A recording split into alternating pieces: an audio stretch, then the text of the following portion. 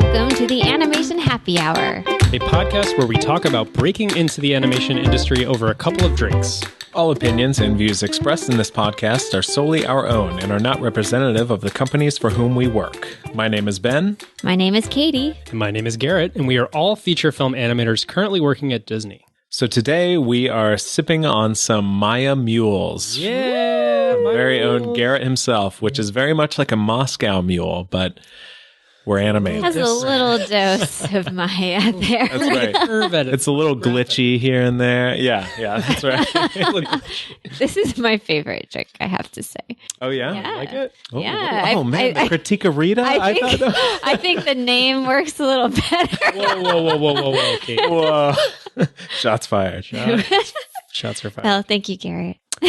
Of course. So for this episode, we are talking all about money. So we're going to be kind of talking about how much people in animation make, as well as kind of tips on how to be resourceful in the industry. There's a lot to this topic, so we're sort of breaking it down by questions we've been given. We asked recently on Instagram a lot of, what are your money questions that you have about the industry? And so we had a lot of similar questions, so we grouped it and sort of, how many questions do we have here? Is it? Well, we love top 10 formats, so we have conveniently organized the questions into a top 10 structure. Beautiful.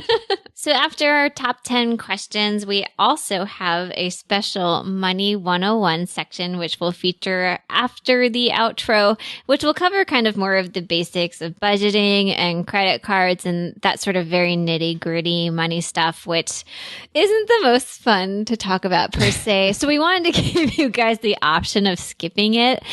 So you'll see it at the end. I highly recommend we all highly that recommend that. you So check it out. Give it a listen. It'll cover things that I strongly think everyone should know.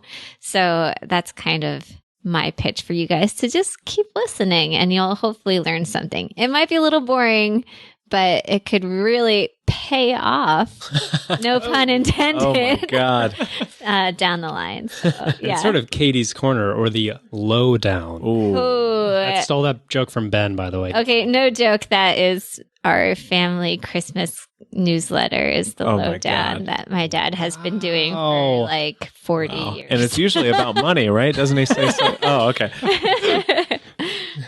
So before we get into this, we first want to give a little disclaimer and say we are definitely not financial experts here. We are just regular Joes trying to, make it in the world. Exactly. But that being said, this is an area that is of, the utmost importance to us. And, we've done our research here and there and are, try to abide by best practices. So obviously take everything we say with a grain of salt, but we're going to try to give the best advice we can, from our own experiences and people we've talked to. And again, just wanted to get that out there that, we're not pros here. We're trying to be pros. Yeah. I think it's also worthwhile to acknowledge that money is a very taboo and sensitive topic for people. Like typically it's not something that we talk about. But I think we all kind of agree that knowledge and transparency is power.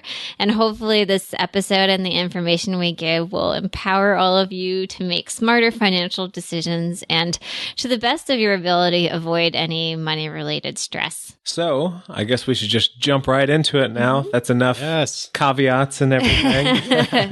So number one, we're going to get it started with a very controversial one right away. So, is the cost of education worth it for you? Is it, Ben? I don't know. I'd say it's case by case, Garrett. So in summary, that is our answer, right? We're going to, first we wanted to say one of our next episodes is going to be kind of brick and mortar versus online schools. That will actually have a lot of overlap with this because money is a big factor in that decision because there is a big discrepancy in the cost of those two things. So look forward to that one. but we're also going to give some valuable thoughts in this one. Yeah. I mean, I think it's a very case by case question. It very much depends on your personal financial situation, what it is that you want to do in the industry. Like, I think you should kind of ask yourself, what are sort of the salary expectations for the job that you are hopefully going to pursue and achieve someday versus the amount of debt that you might be taking on to go to school or to go or sign up for online classes and that kind of thing. And you just have to kind of start weighing those questions of how much risk am I willing to take on?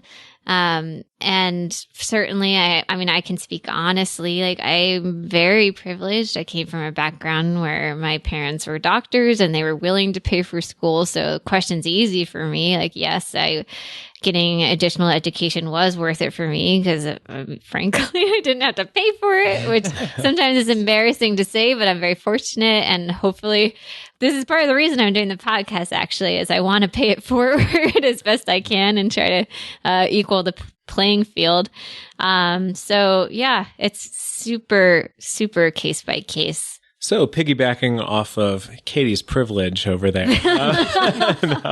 No, I've also been incredibly privileged, but I was in a position where it made most sense for me to take out student loans for when I went to grad school at SCAD.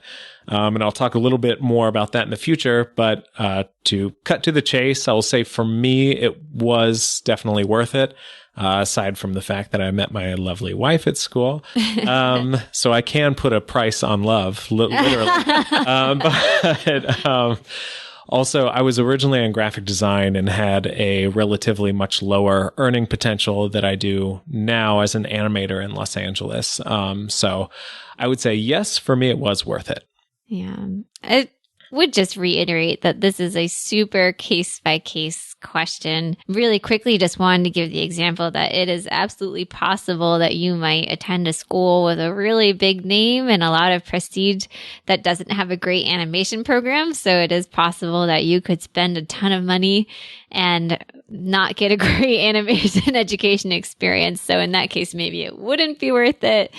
So it's just something that we wanted to acknowledge is for all three of us, yes, it was worth it, but there are definitely situations out there where it might not be. So now we're going to go to question 2, and this is, do you have advice on paying off student loans?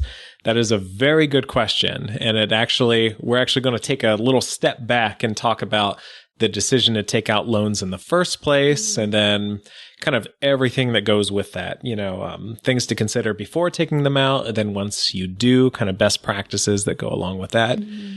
And I have to say, I'm going to shamelessly steal from Nerdwallet, that website right now. I'm going to kind of go over, they had like these top 7 tips for you to consider before taking out student loans. And I thought they were just so great and applicable to any situation, regardless of whether you're studying to be a lawyer or an animator or whatever. Mm-hmm. So I would say definitely check out that website, but I'm going to go over some quick things here.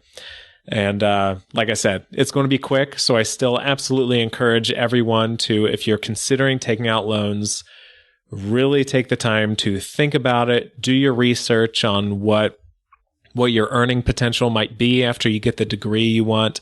And, it's a big decision. It is alarmingly easy to take out enormous amounts of money when you're 18 years old or 19 years old. And that is something that I'll talk about in the future will follow you throughout the rest of your life, or for a couple years after before it, you're able to pay it off. So enough of that. I'm going to get into the quick tips. So number 1, there's basically 2 big subcategories of loans, and it's federal and private loans. And generally, you want to go for federal loans before you apply for private loans. And that's because with a federal loan, there are things like loan forgiveness that you shouldn't necessarily count on, but also they're guaranteed they won't sell your debt to a private collector or anything like that. There are options available to you, like immediately after you graduate. You can do kind of income-based payments, and basically just with a federal loan, it's much safer.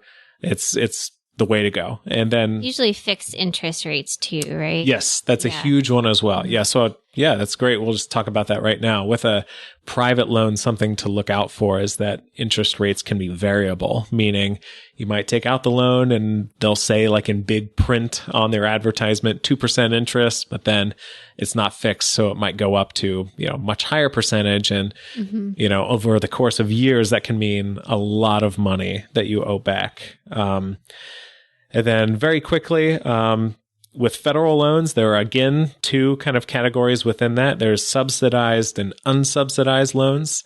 And a subsidized loan is ultimately a little more attractive for you if you have the option, because it basically, while you're in school, the loan will not accrue interest. Whereas with an unsubsidized loan, it will start accruing interest immediately. And again, over the long run, that can mean thousands of dollars. And later, I'm going to get into a very specific example of, if you were to take out X amount of money, it would mean you owe this much at the end. So that is super high level, the difference between kind of the two loans. So number 2 for the quick facts about student loans is borrow only what you need and can reasonably repay.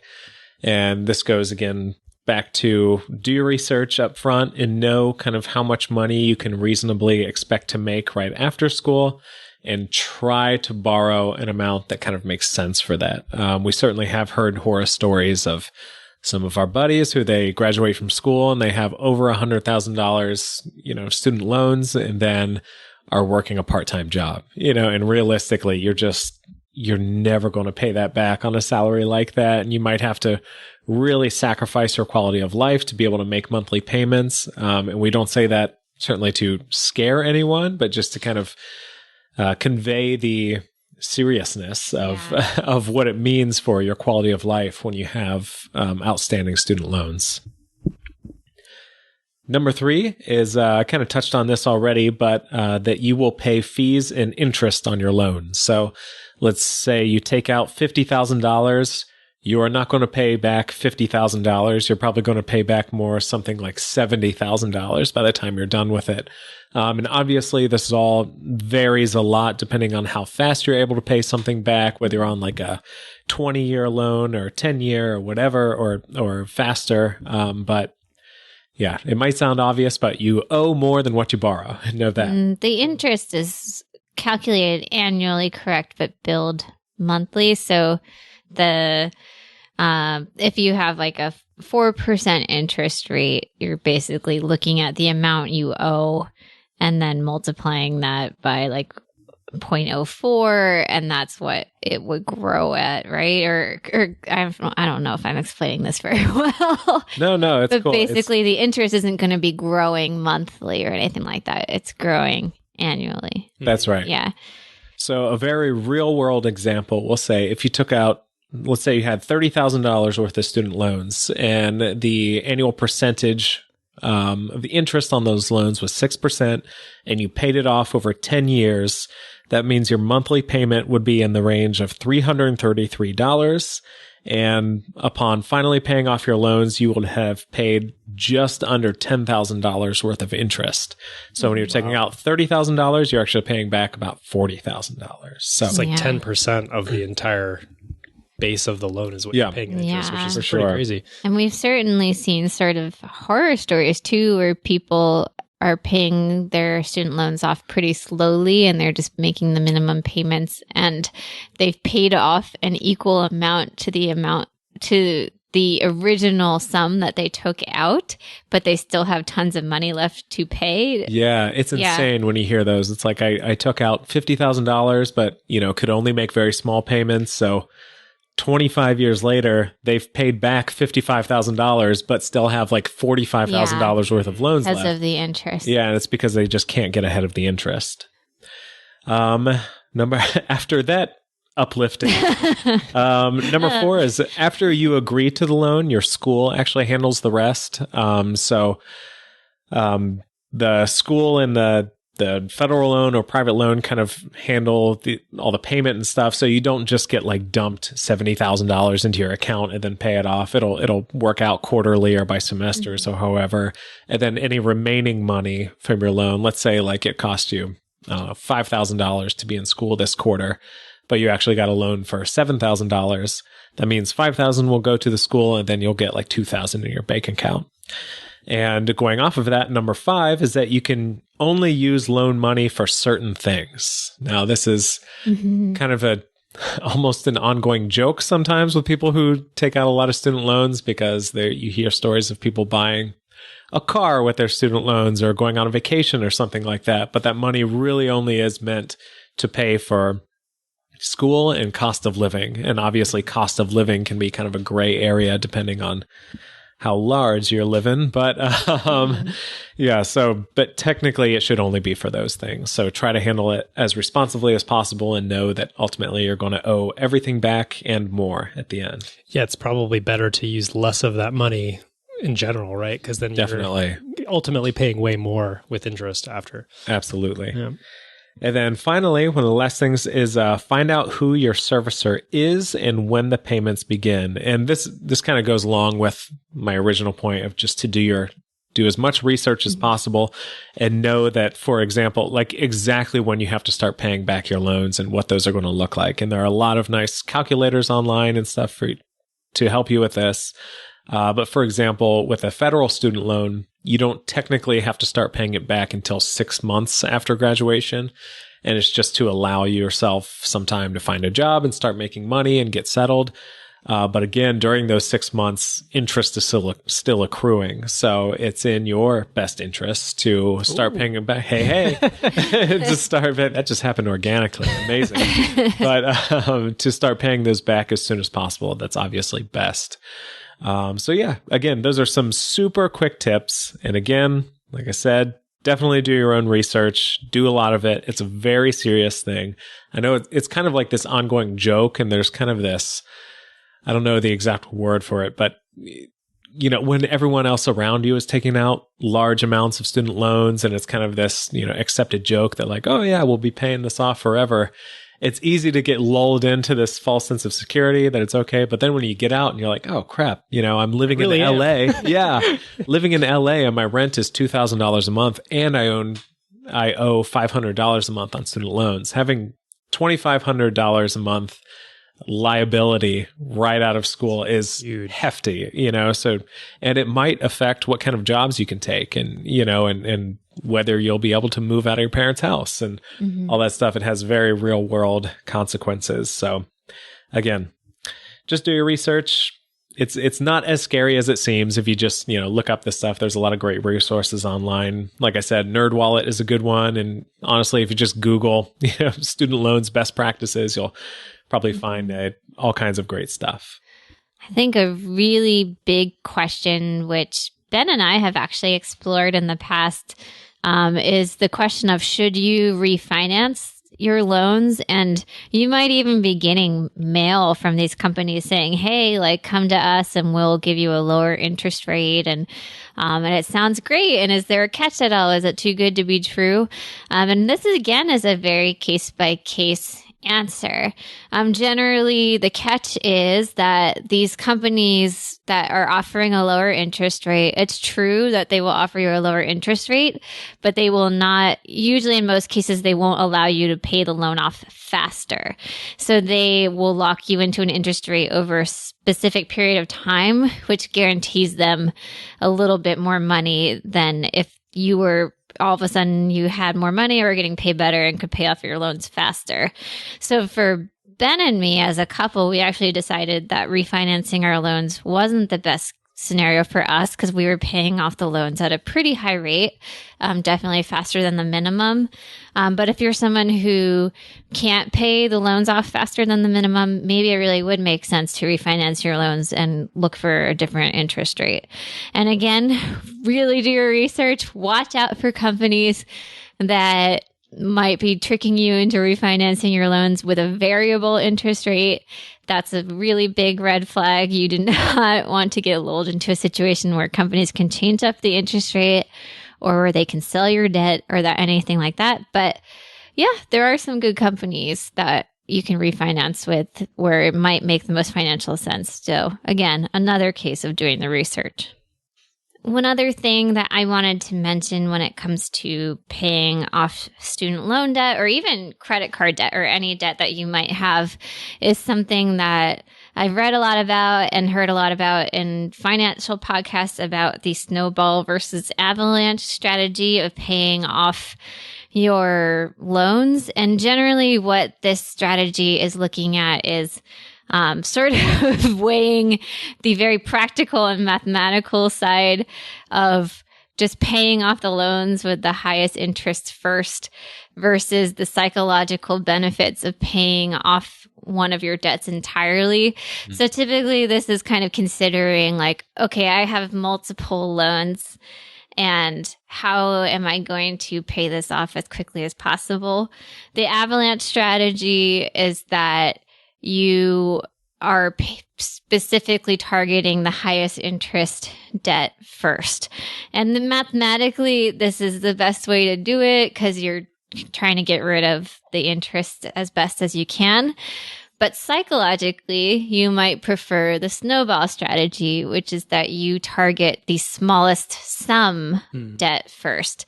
And the psychological benefit of this is that you get rid of one of your debts that you don't have to worry about. And some people find this helpful because you're just kind of erasing a debt and it might give you momentum to and sort of empowerment to then tackle the rest of your debts. So again, it's a very case-by-case thing. It's up to you what you think will work for you, but something to think about, food for thought. So number 3, this is a question we get a lot about. Is it worth it to buy the latest, little gadget, gizmo, tablet, iPad? What kind of is worth spending money on? And it can be really tempting. You see a lot of advertisements for the latest, Cintiq model or the latest, iPad or iPhone. And when we're talking about, loans, like we just went over and how much money this industry can cost to even get into, it's worth kind of discussing, what's worth purchasing and what's maybe worth holding off on.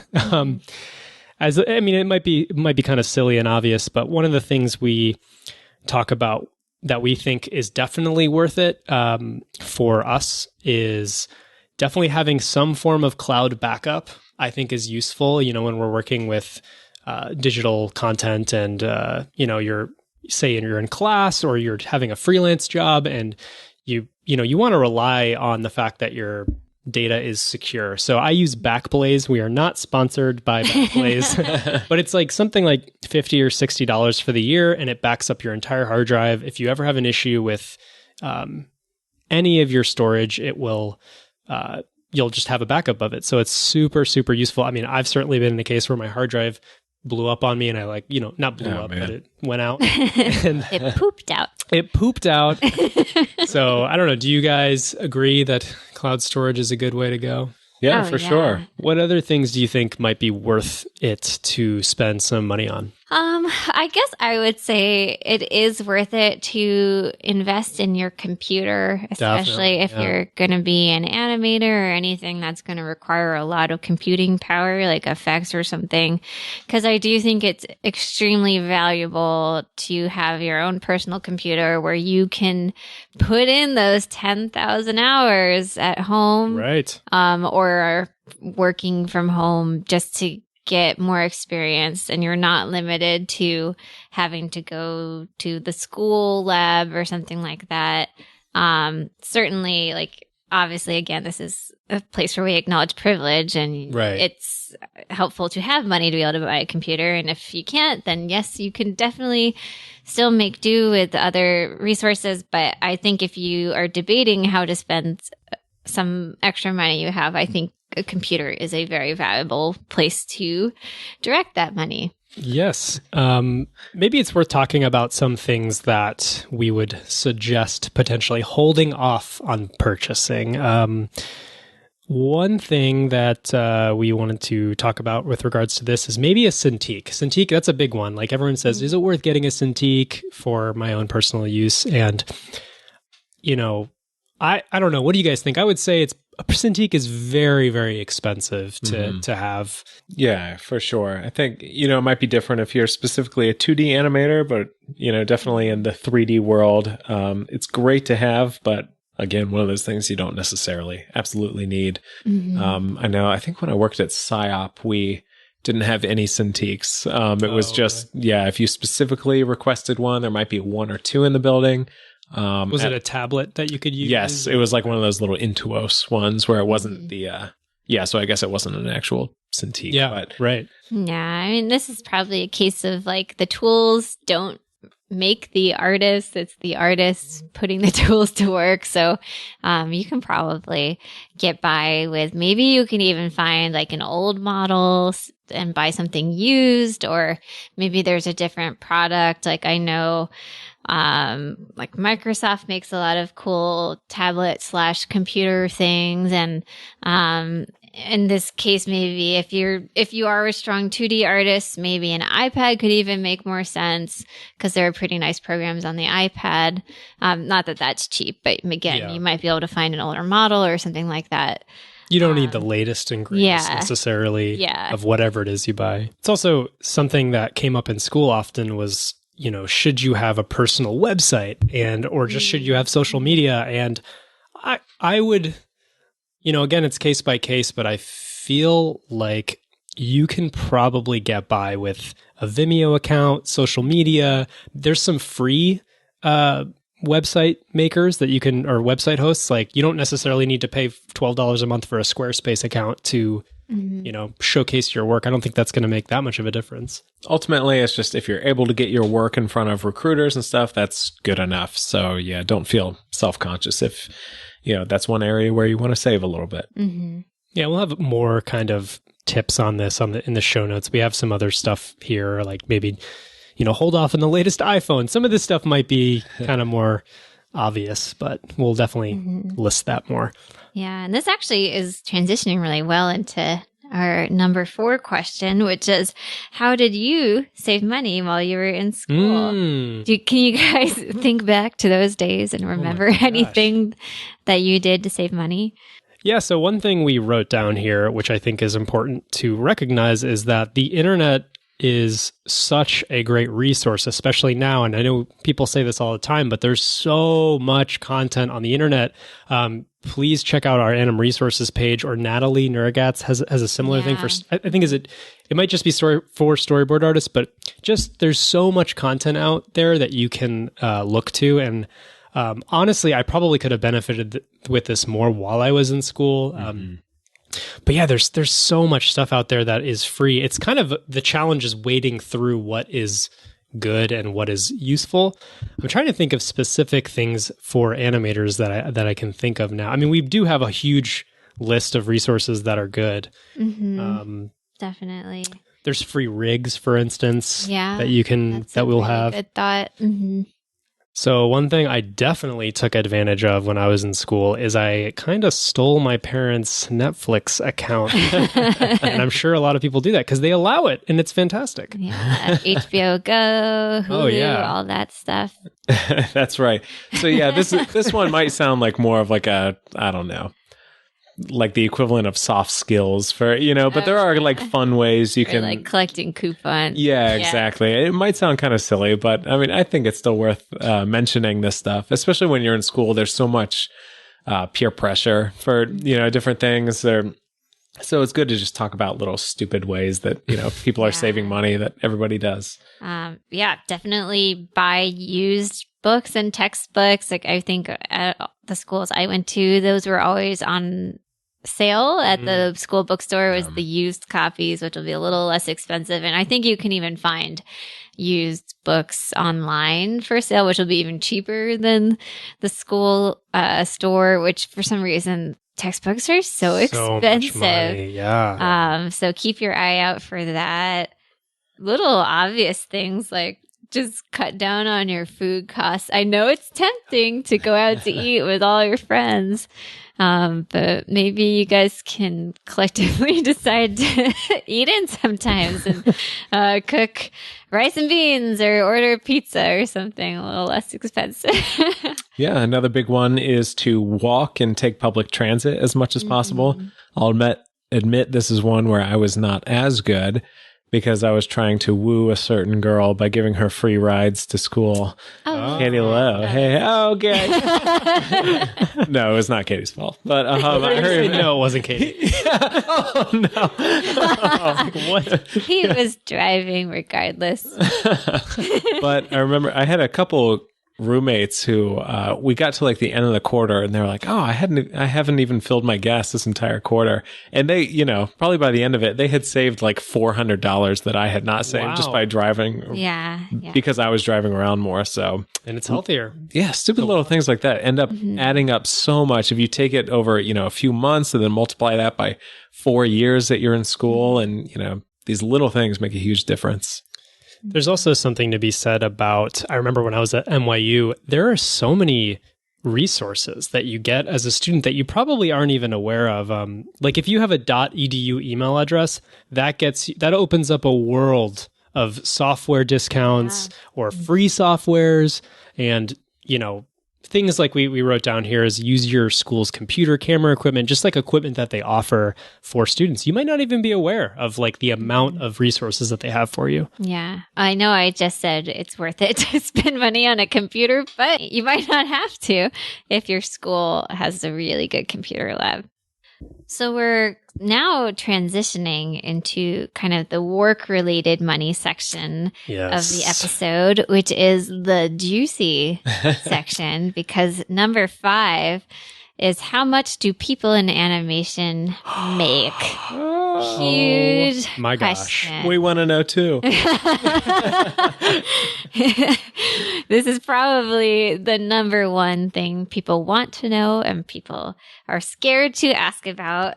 And we will do our best to be as transparent as possible, but while still being respectful and maintaining privacy where necessary. So we'll just start out by saying that it is an extremely wide range, and it is a very difficult and complicated question to answer because it is dependent on so many factors. It's dependent on what size studio you're working at, what is your position, what is your experience level, are you working at a union studio or a non-union studio, are you working freelance or full-time? All of these questions play into the answer to how much do animators make. So we will do our best to answer this question as quickly and succinctly as possible. But we'll start out kind of just talking more about how much animators make in our experience. But I did want to give a quick disclaimer that it's very different between disciplines. For example, an experienced production supervisor can actually make less than a junior animator. So it really varies across disciplines. Generally, artists are getting paid more than production people. And there is even some discrepancy between departments in the art as well. So let that be heard that what we say is not the word of God. Totally. But hopefully it's still pretty helpful and relevant for everybody. It's quite a wide range. We put here, by the way, this took us like 2 to 3 hours of prep, this one question, because it sounds simple. How much do people in animation make? But it's very, like Katie described, it's very complicated. And one of the ranges we have here is you can be making anywhere from $20,000 a year to $3 million a year. So we hope that's helpful. Yeah, so there you go. That's actually the range of this table. Exactly. You have to guess which one makes the 3 million. No. Yeah, it's a huge range, guys. And yeah, I mean, first of all, even the discussion of salary, right? Let's talk about that quickly. In animation, it's really hard to give an annual salary because oftentimes people are working on a project that could be a couple weeks, couple months. So some people use hourly rates. That's one way to describe it. Some use weekly rates. But I think if we do talk about salary in this section, it's going to be an annualized rate, meaning we're going to take the hourly rate and apply it to a yearly. But it's typically, I'd say, in the LA area, it seems like it's an hourly rate is more often. Yeah, you will randomly, this kind of overlaps with, the discussion of freelance and everything, but it's, at the end of the day, it's just best to kind of have all the conversions ready to go in your mind, because you never know when you're going to start working somewhere. They might say, hey, we're going to offer you X amount of money, and it could be weekly, it could be hourly, and it could be daily as well. So it's good to know what each of those things means, and then kind of how to handle it based on that. For example, a day is technically 24 hours. Does that mean your 8-hour work day? Or some places it means 10. Some places it means just the day. You could come in at 9 a.m. and not leave until midnight, and that counts as your day rate. So I guess the first piece of advice within this huge category that we're tackling here is be ready to know your conversions and stuff. So basically, if they're obviously talking to you for a weekly salary, take that, multiply it by 52, and that's your yearly take home. If they're talking about hourly, take that, multiply it by 40 for 40 hours a week, or depending on how many hours they work in a week, and then multiply that by 52. So just kind of, it may sound obvious, but it can be a little disorienting, especially when you're getting like your first offer or something, or first freelance gig. You're just like, I'll take anything, just have this stuff ready to go in the back of your mind, and be ready to know kind of what the numbers mean that people are presenting you with, and know where to go from there. Mm-hmm.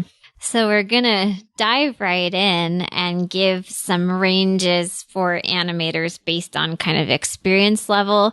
And we arrived at these numbers kind of by comparing the Animation Guild minimums for different types of artists and different experience levels, which we are going to have an episode about the Animation Guild very soon, to talk about what is a union and what does that mean for you, and which studios are a union. So yes, we took into account the union minimums, and we also compared that with kind of hearsay of other studios around the industry which weren't union, and arrived at some pretty crazy ranges, but it's good to keep in mind. So to begin, if you are looking at an internship position, it could be anywhere between $0 and $15 an hour. And we say $0 because possibly you are looking at an internship for school credit, which is unpaid. And $15 is, I believe, the highest I've ever heard for an internship. Because generally that's kind of minimum wage or that kind of thing. In LA, probably. Yeah. I've maybe heard some like nice stories about video game studios paying higher and giving like free food and that kind of thing, free room and board. But I can't speak to that individually. I've never worked there, but yeah, that's kind of the range for interns. Moving up to a junior level animator, the range we would give for that is $15 to $40 an hour. Quite a big range. Which is a huge range, but we can speak to both from experience, from sort of our friends around the industry, and most are probably going to be on the lower side, like 15 to 25 an hour or something like that. But we can say that we know of some juniors who are making more in the $40 range. A mid-level animator could be looking at $30 to $55 an hour. And these are generally people who like have the official title of like animator, and maybe they're staff, maybe they're not, maybe they're a temp. But that's kind of the range that we've seen. So moving on to senior and supervisor animator positions, our best guess is that the range would be $50 plus an hour, and that could be $50 or $60 or $80 an hour. We're not entirely sure. That's right. You take an animator like Garrett Lewis, it's hard to put a price on that. That could be, give him whatever he wants. But none of us are supervisors or seniors, so we're not totally sure what they make. It's really hard to actually get a sense of what people are making in different stages, because money is kind of a touchy subject, which we talked about, and people don't like discussing it. But one of the things that can be helpful in this topic is if you look at the Animation Guild wage minimums, which we will provide a link in the show notes and we'll talk about it more later, like Katie said, they have a comprehensive list of job titles and what the hourly rate is, the minimum hourly rate is. So right now for an animator, currently as of the recording of this podcast, an animator listed in the wage minimum sheet is the minimum you can get is $47.23 per hour. So that might be helpful to know if you're an animator at a studio. That's the minimum, and we'll get into that more later. Yeah. And again, that is specific to union studios. So if you are consulting or negotiating with a studio that's not a union studio, unfortunately, they are by no means obligated to give you that minimum amount. It is only with the union studios, which for this specific union would all be in Los Angeles. So if you're looking at non-union studios, we should say it's kind of like the Wild West. We have heard a huge range. I think we've written down here, we have heard everything from $90 a day to $80 an hour. So it is a huge range when you're looking at freelance gigs or non-union studios. And it's hard to predict that rate. There's also a wage survey, which is different than the wage minimums. This is something that the guild provides, where basically they ask the members to provide their pay, basically. And we can talk about animators really quickly. The median rate for 2018 was $2,000 a week. So I don't know what that is in hourly. Do we know? $50 an hour? $50 an hour. There you go. And definitely look up your discipline specifically. Like I was saying earlier, it will vary depending on your discipline and your specialty. So do your best to research. I will give a little warning that you might find a website like Glassdoor where some people list how much they got paid in their position. And I say take those reports with a grain of salt. You never know like who's contributing to those sites, and it might be biased very high or it might be biased very low.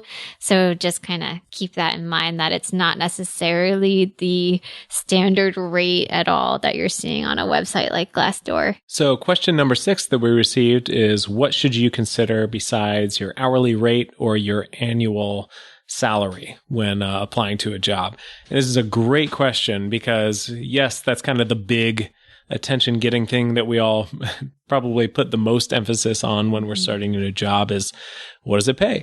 But there's a lot to consider aside from that. Just to run through a couple things and then we can discuss things more at length, is that, some studios operate on a 40-hour week. Some studios operate on a 40 plus 5-hour week, meaning it's 40 regular hours and then 5 of overtime. Some studios do more overtime than others. Some, there's all kinds of stuff to take into account. So we can get into all of these a little bit more, but I think the overriding lesson I want to say with this stuff is, when you're negotiating and whether it's for a freelance gig or for a full-time position or whatever, do not be afraid to ask questions. Ask all of these things. What kind of overtime happens? Do you pay overtime? When does it kick in? Because some studios, it might be anything over 40 hours. Some studios, it might be anything over 50. Are there bonuses? Is there this? And there's all kinds of stuff. So we'll get into that a little more.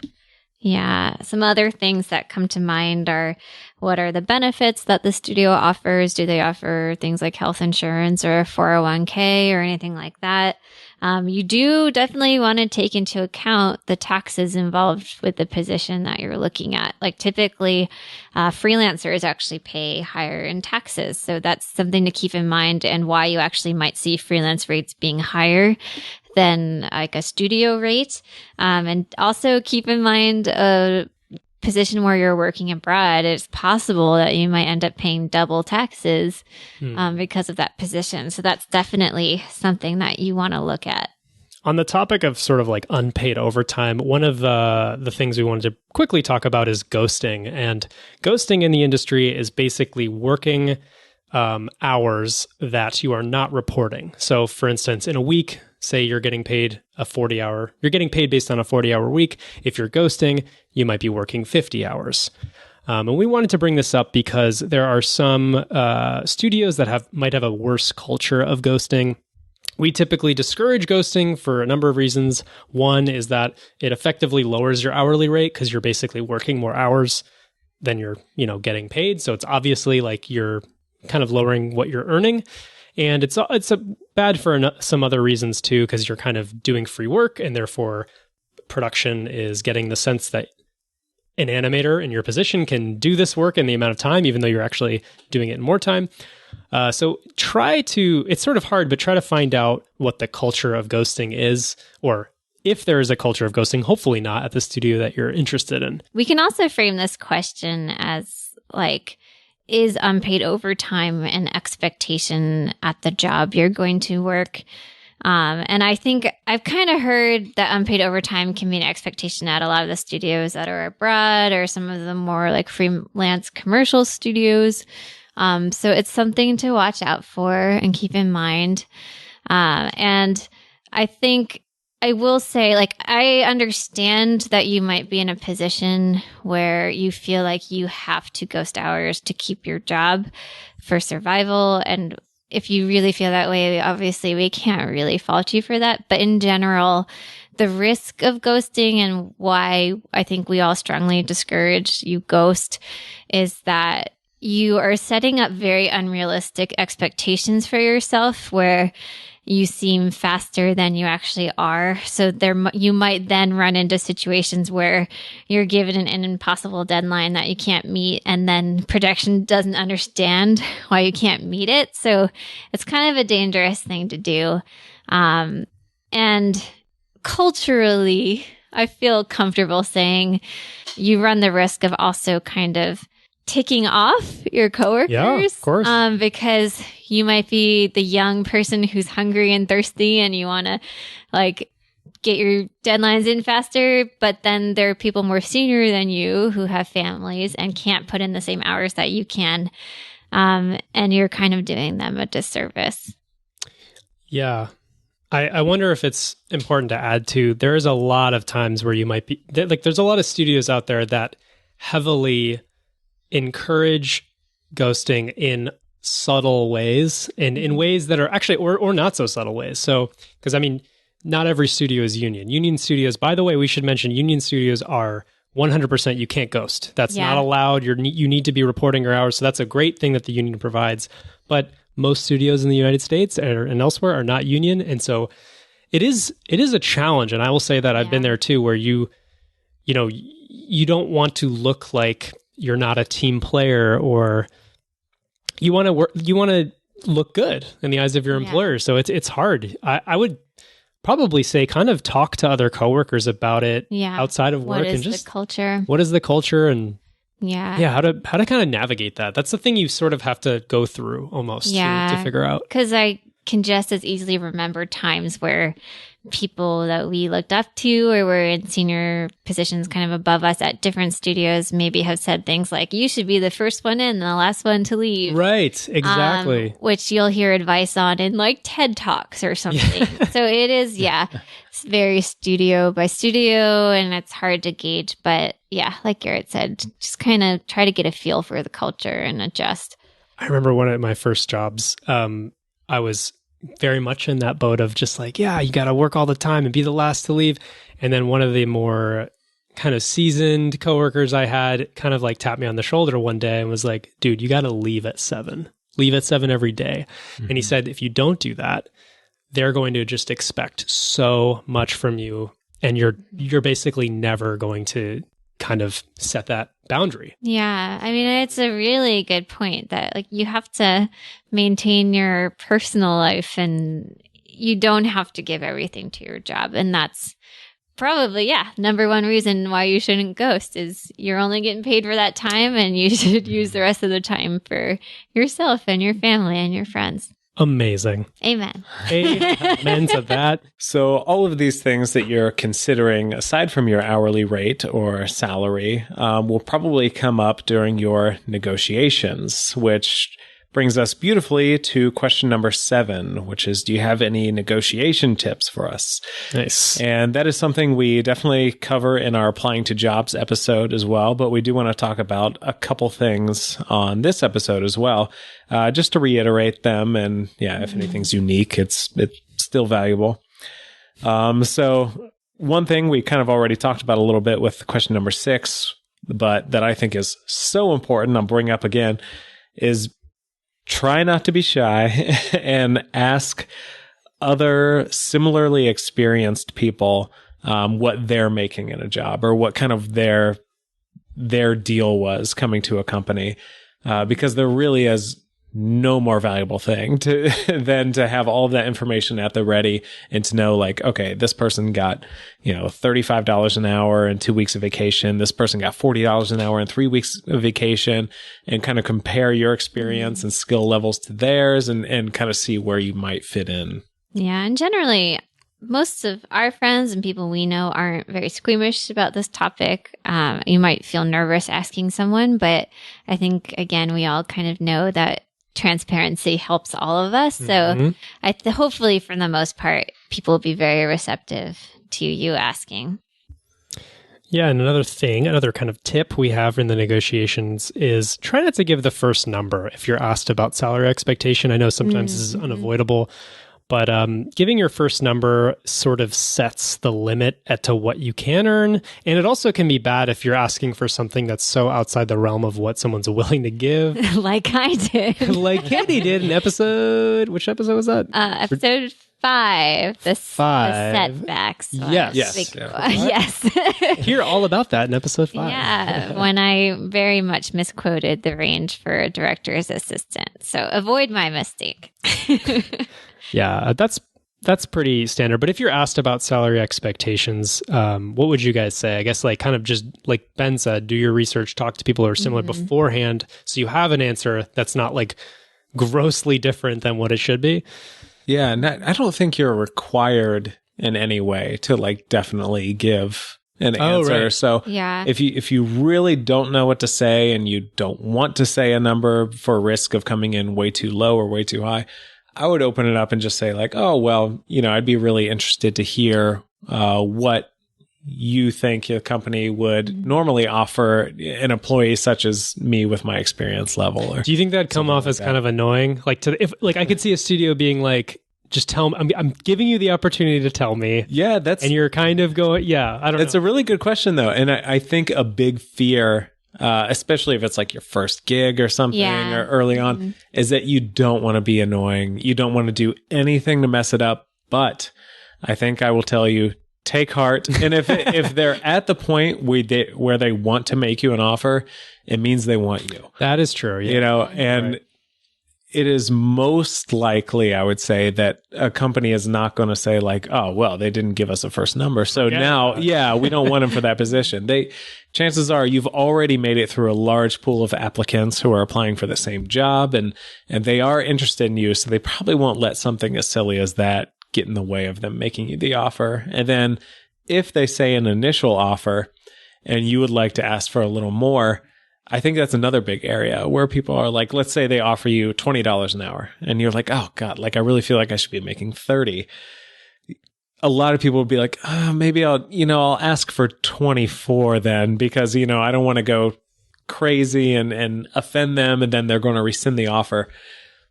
And I think there's some validity to that you don't want to go crazy and ask for like 3 times what they're offering you necessarily. But I would say err on the bold side. And the worst thing that'll happen usually is they'll just say, I'm sorry, that's not in our range. Can we do something more like this and give another number or give the original one again? But I don't know. Off the top of my head, I'm sure there are some crazy circumstances here and there, but I can't think of anyone I know that got an offer and then gave another number and they were like, okay, we don't want you anymore. That just doesn't happen. I mean, they want you, they made the offer, so they'll probably stick with you through the negotiations. Right. Yeah. I think now's a good time also to bring up the fact that, if you're a student and you're looking for your first job, negotiation is most likely not an option, and that's fine. Right. All of us were in that boat where you just have to kind of take what you can get. And if you start negotiating you could run the risk of kind of being like, why do you have like a studio being like, why are you negotiating? You have zero experience. Like, I can't trust you to do anything. So do you guys think that, as a person with no experience, just to kind of get started in the industry and just don't negotiate? Or do you think it's always worth a little bit of negotiate? Like, is there a balance here? I mean, I guess I would say I don't think it hurts. Like we were saying, like they're not going to rescind the offer. So I think it's worth trying, but yes, they might come back and just say no, which is fine. But I would say I think it's worth trying. Yeah. And this kind of overlaps with a point we made in a previous episode where it really is in your best interest to cast a wide net, because the best possible position you could be in, if you're a student, you have no other experience, all you really have are, if you can get more than one offer, then it's a great position. And if you're able, and you don't have to, like so many things in life, it's not what you're saying or doing, it's how you're saying and doing it, right? So you can very respectfully and objectively bring up, okay, well, I would really like to work with you guys, but this other company is offering me X amount. And, just for, obviously that would mean an improvement in quality of life. I'd be able to maybe pay back my loans faster, this or that. I think that's okay to bring up, in a very diplomatic way. And if you're able to get more than one offer, if you're in that privileged position, it doesn't have to be like this snooty competitive thing where like, oh, that's all you're offering, they're doing this, so I'm going to do that and screw you guys. You can bring it up very diplomatically. And I think that, if you are going to, that obviously gives you the most power if you're. Yeah. And I would also add to this topic to not forget that you can negotiate for things outside of the hourly rate and the annual salary, which we were talking about earlier. So you can negotiate for things like extra vacation or a signing bonus, or even like a moving bonus. If you have to move across the country, sometimes companies will offer you money to help with the move. So absolutely keep those kinds of things in mind. And in a lot of cases, companies are more receptive to that kind of thing because it's kind of like a one-time little fee that they're giving to try to incentivize you to sign, as opposed to locking you in at a higher rate, which they're going to be paying forever. So that's something forever. Well, as long as your employment. So try to wield whatever power you can to get the most out of the offer. Another thing to talk about with negotiation is just the simple act of negotiating. Like, I feel like because of TV and the movies, I've always pictured negotiation as this thing where I'm in the same office as the recruiter and they are at a desk and I am sitting in a chair and we are like talking back and forth to get to a certain amount. Yeah, exactly. Yeah. But I guess in all of our experience, it has been nothing like that. Typically, it's something that's happening over multiple email exchanges, maybe on the phone. But in most cases, it's going to be like a multi-day, possibly multi-week kind of process of arriving at the final offer. And it is totally okay to email and ask for more. And that is definitely the norm. Actually, yeah, that's a really good point. So we were just prior to this, we were talking about ways in which you can kind of have power in the negotiation. And one of your biggest assets is time, if possible. If you're, I totally understand if it's like, I need a job right now. I'm leaving my current apartment in a week and I just got to lock something down. Ultimately, we understand if you just have to accept something and go for it. But if you are okay with, kind of trying to field multiple offers and taking your time negotiating with a company, you're in a much better position. And like Katie was saying, it often isn't like what you see on TV. A lot of times, I could be wrong, but I feel like in my experience, a lot of times when a company makes their original offer, it's on the phone a lot of times, or it's just verbal in some way. Mm-hmm. And for whatever reason, there's probably some legal reason that I don't know about, but they rarely put it in an email. But that doesn't mean you cannot email them then about, a counter offer or something, which is what Katie said. Sorry, just repeating everything. No, but very valuable. But there is so much pressure too, to when somebody says something on the phone, said, oh, we're going to offer you X amount. and then it's silent. Or like, what do you think? And you have to be comfortable saying like, oh, thank you so much for the offer. I'm going to think about it for a little bit or whatever, and be able to gracefully exit that conversation if you're not comfortable with accepting it right away. Because there is, I feel like, a lot of psychological pressure to just be like, okay, sounds good, I'll do it, but you could be doing yourself a disservice. So as a general rule, I feel like even if you're pretty sure you're going to accept something, I would try to just take a little breather and go home and sleep on it or think about it and maybe come back with a counteroffer. Yeah. Because again, at that point that they want you. So you can kind of safely assume that there's probably wiggle room. Most companies don't offer what they can actually offer. They offer below. So it's something to keep in mind. So one of the questions we got is, how do you get more money than what you're currently making? So if you're at a studio for a while and you're kind of unhappy with the pay you're getting, maybe you're not getting the raises that you've been wanting, what kind of are some tips to deal with that? One thing we can definitely say to not do when you're communicating with the studio is don't compare yourself to others. So don't, go into a room with your manager and say, hey, look, Ben is earning, $10 an hour more than me, but I'm doing, twice the amount of work. Why don't I deserve what he's making, type of thing? That's not exactly what's happening. That is full disclosure. That is not what's happening. I just using this as an example, but don't do that because it kind of comes off as unprofessional. The thing we typically would say is to go in there with kind of ammo that you have, like a list of reasons why you deserve a raise, independent of other people. You're not really mentioning other people. You're not talking about, oh man, my rent was increased, my cost of living is so high. That's not really in the equation. It's more, what are you bringing to the studio? What are you bringing to the company, basically?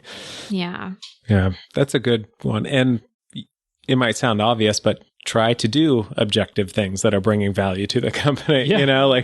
It's good if you're telling the truth and say, hey, I really went above and beyond in this instance, or I'm trying to do this that might, maybe the average worker is not doing. And, we certainly are pro everybody getting paid as much as possible or, more than they currently are. But then we're also pro doing things to justify that pay and not just sitting back and being like, I want to make more money, give me more just because, Yeah. I will say though, on this topic that it's pretty well known that the best times to negotiate are either when you are starting anew at a company or when you are considering leaving a company and looking at outside offers.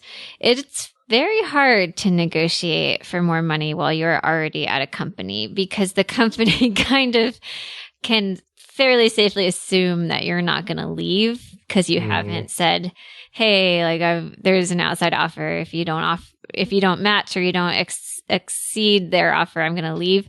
So if you're just coming and saying, hey, I want to make more money, usually they're going to assume that if they don't raise your pay, that you're probably just going to stay. So they have really no reason to raise your pay. So yes, those are the main power times, I guess, are when you're either about to start at a new company or when you're considering exiting a company. One thing to keep in mind, especially for the folks who are coming in fairly junior and maybe are getting their first gig, is that if you are coming up through an internship program or a training program, it's very possible that you kind of might get locked in on the lower end of the pay spectrum. Like we mentioned, a lot of the interns will start at a rate that's like $15 an hour or something like that. And so then they might give you raises, but they might come nowhere near what the sort of the average is for the industry if you're coming in as an outside hire or that kind of thing. And it's kind of a trade-off. It's basically that the company is going to be paying you to learn, which is great. But then the benefit of them doing that is they can then get somebody at a lower rate in the long term. So it's a trade, and it's something to keep in mind if you're kind of looking at like your dream internships. For the long run, maybe you could get locked into lower rates overall, and it's just something to think about. I kind of have a funny story about this. I had a friend who was freelancing in New York City, and he was right out of school, no experience, and he was really looking for a job. And a company reached out to him that he had applied to and asked him to be an intern there. And he said, "I'm so sorry, rent's expensive in New York. I can't afford to do an internship. Thank you so much. I'd love to talk more, whatever." And they said, "Okay, well, what's your offer? Like, what do you want to make?" And he went back at them with $100 a day because he thought that was a good freelance rate. And the company came back, "Okay, we'll do 90." So his first rate in New York City as a freelancer was $90 a day before taxes were taken out. And, he worked for a few weeks, a few months actually, before he started talking to some of the other freelance animators who were at this company. And they started talking about their rates, and he found out that they were making like $600 a day.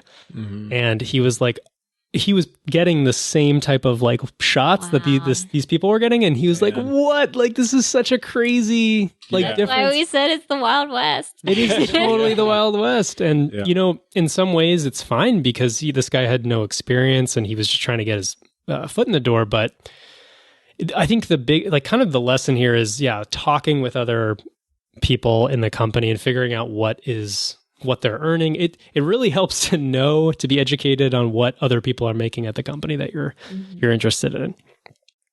I think the last point that we definitely want to make when you're considering a negotiation or going through a negotiation is if you're at the company and you want to negotiate for more and you kind of take the tactic of leveraging an outside offer to get your current company to go higher, you have to be prepared to leave. Totally. If your current company doesn't match or exceed the outside offer, because otherwise you run the risk of your current company knowing that like your word doesn't really mean anything and you're kind of, what's the word? There's a term for it. I know exactly. Crying wolf. They can call your bluff, basically. So definitely be prepared to take that outside offer seriously if you're going to use that tactic. Yeah, that's a good point. It kind of goes to the seriousness of, I think we kind of casually say, "Oh yeah, that's when you have the most power." But I mean, that's a big deal. Yeah, you need to, and you don't necessarily want to be, that's why earlier we said it's good to also focus on what you're bringing to the company. If you really want to stay at the company and just, feel like you deserve more money, try to phrase it in the terms of, or frame it in the terms of, this is what I'm bringing to the company. I think this is justified because of X, Y, and Z. Because I think it's just going to get old really quickly if you come to your HR manager or whomever twice a year or whatever and say, "I'm out of here if you don't give me more," and then they don't do anything, and then 6 months later say, "I'm out of here if you don't give me more," and that it's just you don't want to get into that situation. It's kind of terrible for everyone, really. It's bad for the company for whom you're working. It's bad for you. Okay, so for number 8, a big question we got is, what are the differences between contract versus full-time versus freelance? Like, what does all that stuff mean? And that's a great question because in animation, there's so many different types of work that you can get, and it's really confusing if you're a student and you're, being presented with all these things. All right, so to give a really simplified and quick overview of what each situation means, we can start with a full-time staff situation. This is probably what you think of when you imagine someone going to work at like a 9-to-5 desk job. In this situation, you're working at a studio full-time with full or partial benefits. Taxes are being taken out of your paycheck, and you file your taxes every year like normal. Full-time staff positions are pretty hard to come by in animation because the work tends to be project-based, which actually leads me to the next type, which is contract work. So contract work is pretty much the same as staff, except that you have an end date. So your work will end whenever the project you are hired for ends. So contracts can be anywhere between, a week to a month to longer. It really totally depends on the needs of the project and the job you're hired for. So similar to a staff position, you're likely to get full or partial benefits, and taxes are being taken out of your paycheck like any normal job. So the last thing that we wanted to touch upon is freelance. And freelance is a very, very common type of work situation in animation as well. And when you're freelancing, you're working for a studio, usually for a shorter period of time. And depending on the job, you can be working in your own home using your own equipment, or you can be going into the studio to use their computers and all that stuff. Probably the biggest difference in freelance is that you are not getting benefits from the company you're working for, and your taxes are not being taken out of your paycheck. So you're really getting just the gross amount, like all of your pay is coming directly to you. So there are a bunch of tax things we'd really recommend researching to understand the ramifications of everything. But the gist of it is you'll likely have to file quarterly taxes, so more often than once a year. And you're going to have to figure out how to deduct things like your computer, your rent, your car, or whatever it is you use for the purposes of your job. And this helps limit the amount you get taxed. And I know all this stuff is kind of confusing. We recommend researching this stuff yourself just to get a better picture of it. But I'd say if there's one thing I would take away about freelance, if you can take one thing, about this, when you get paid, try to put away like half of the money you earn for the purposes of paying taxes. It sounds like a lot, but I just don't want you to, run the risk of, you use the money that you were paid in full to, pay off your bills or whatever. And, when then the IRS contacts you and says like, hey, you got to pay taxes on that. And then you're kind of screwed. So save a good portion of the money that you earn from freelance so that for the purposes of taxes later on. So we got a ton of questions about freelance, and I think Katie is actually going to take it off with the first one. One question we got about freelancing was, how much are we supposed to charge as an artist? And how do you price your work? How do you set your hourly rate? And again, this is another kind of case-by-case situation.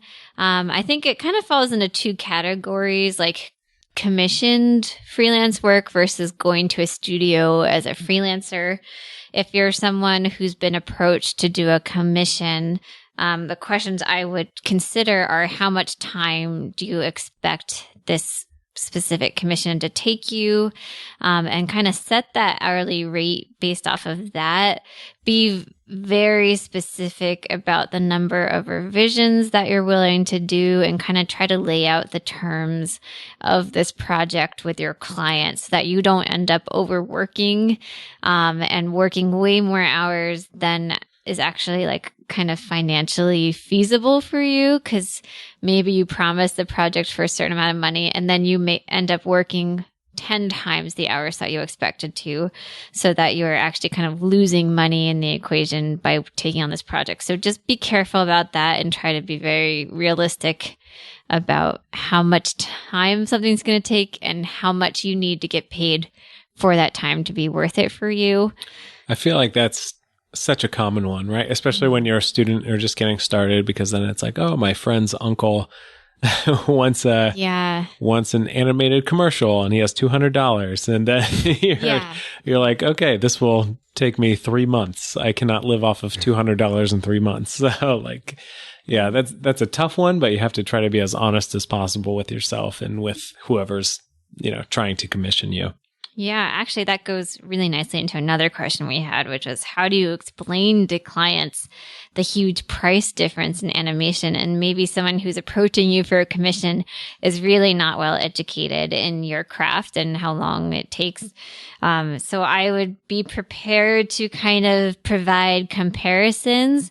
Like, you can actually look at the guild wages that we mentioned and say, hey, these are the normal hourly rates for somebody that is in a similar position to me. This is what the major studios are paying their artists. Try to be as,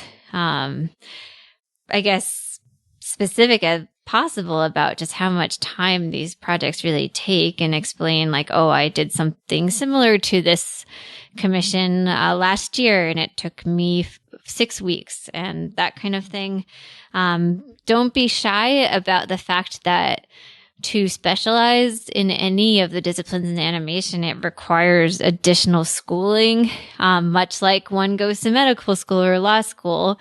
We too attended schools that cost money to be able to get good at what we do. So like you wouldn't hesitate to pay a doctor a certain amount. So that's kind of an argument that I would make to explain why as an artist do I deserve the pay that I deserve. And I want to double back to the how much, like how do I set an hourly rate as a freelancer question. And it's a hard question again, because you're going to be considering things like, do they want my daily rate or do they want an hourly rate? But you typically as a freelancer will try to set it higher than average because of the things Garrett was mentioning about how freelancers are typically taxed higher. So that's why you might see freelancers having much higher hourly rates than people in the staff, like animator positions. And then you also want to take into account the fact that you might have periods of unemployment. So you want to price yourself as highly as possible so that you can save up for those periods where you might not be actively making pay. Another wrinkle as a freelancer is that you will maybe not be receiving the benefits that you need to be an adult, like health insurance. So you have to also pay those off yourself. So definitely be aware that you want to get as much as you can, and be prepared to kind of defend your rate as best you can. And speaking of making as much as you can, one of the questions we also got about this was, how do you make enough money between animation jobs? Which is a great question for someone who's freelancing a lot, because oftentimes you're not working consistently 12 months out of the year. Most people in animation are definitely not. So some of the things that we would suggest are definitely having some sort of emergency fund of, between 1 month to a year. If it's a huge range, and obviously it's very, you're in a very privileged position if you can have an emergency fund, but that's definitely just something to try to aim for, so you have sort of a stash of money that you can use in case of periods of unemployment. Yeah, and you would want to calculate that by kind of looking at, okay, what is my monthly rent? How much do I usually spend on food and gas? And just kind of price that out. And then I would build your emergency fund based off of your risk tolerance. Like in our industry, like I think it's smart to shoot for a longer emergency fund savings, like 6 months to a year, just in case. But we know that's a big goal for people, and it's just something to work towards. And hopefully you never have to use that, or you only have to use it for 2 weeks to a month or something before you get your next gig. But absolutely fall back on that money if you need to. So one of the questions we got is, do most studios offer benefits like healthcare plans or 401k plans, or is it only the major studios? And we thought about this a bit. This is a tough one to answer. It's super case by case.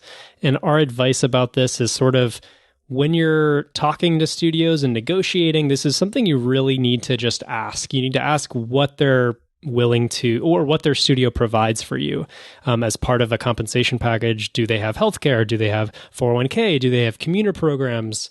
Do they have a pension? Like all this stuff is something it's just so individual based on the studio. So you kind of need to just investigate yourself.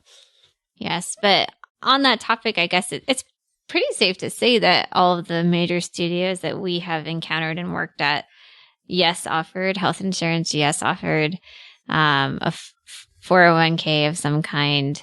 In our experience, I can think of, everyone did. So question number 9 is, how does the cost of living factor into everything? And this obviously covers a lot of things with what kind of jobs you're able to accept, whether you should move to a certain area before you have an official job or what. I mean, we know schools are all around the world, but then a lot of times the industry is located in a fairly expensive place, or, you might have to be doing some traveling to find jobs. So this is a big one. It's just kind of running the numbers and figuring out how much is it going to cost you just to exist in this area. Yeah, I would look at objective things like pull up the apartment costs for the cities and neighborhoods of the studios that you're considering.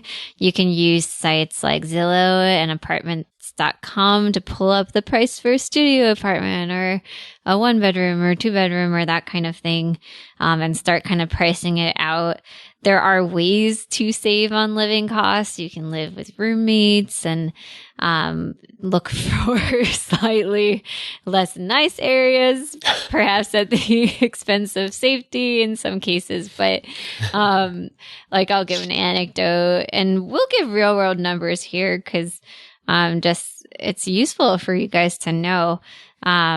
So when Ben and I first moved to Los Angeles, our first apartment was a 1-bedroom apartment in Koreatown for $1,550 a month. And for Los Angeles, it was actually one of the cheaper apartments. Whereas if we compared it back to our time in Savannah, Georgia, that was like a very, very expensive apartment. And kind of comparing what you can get.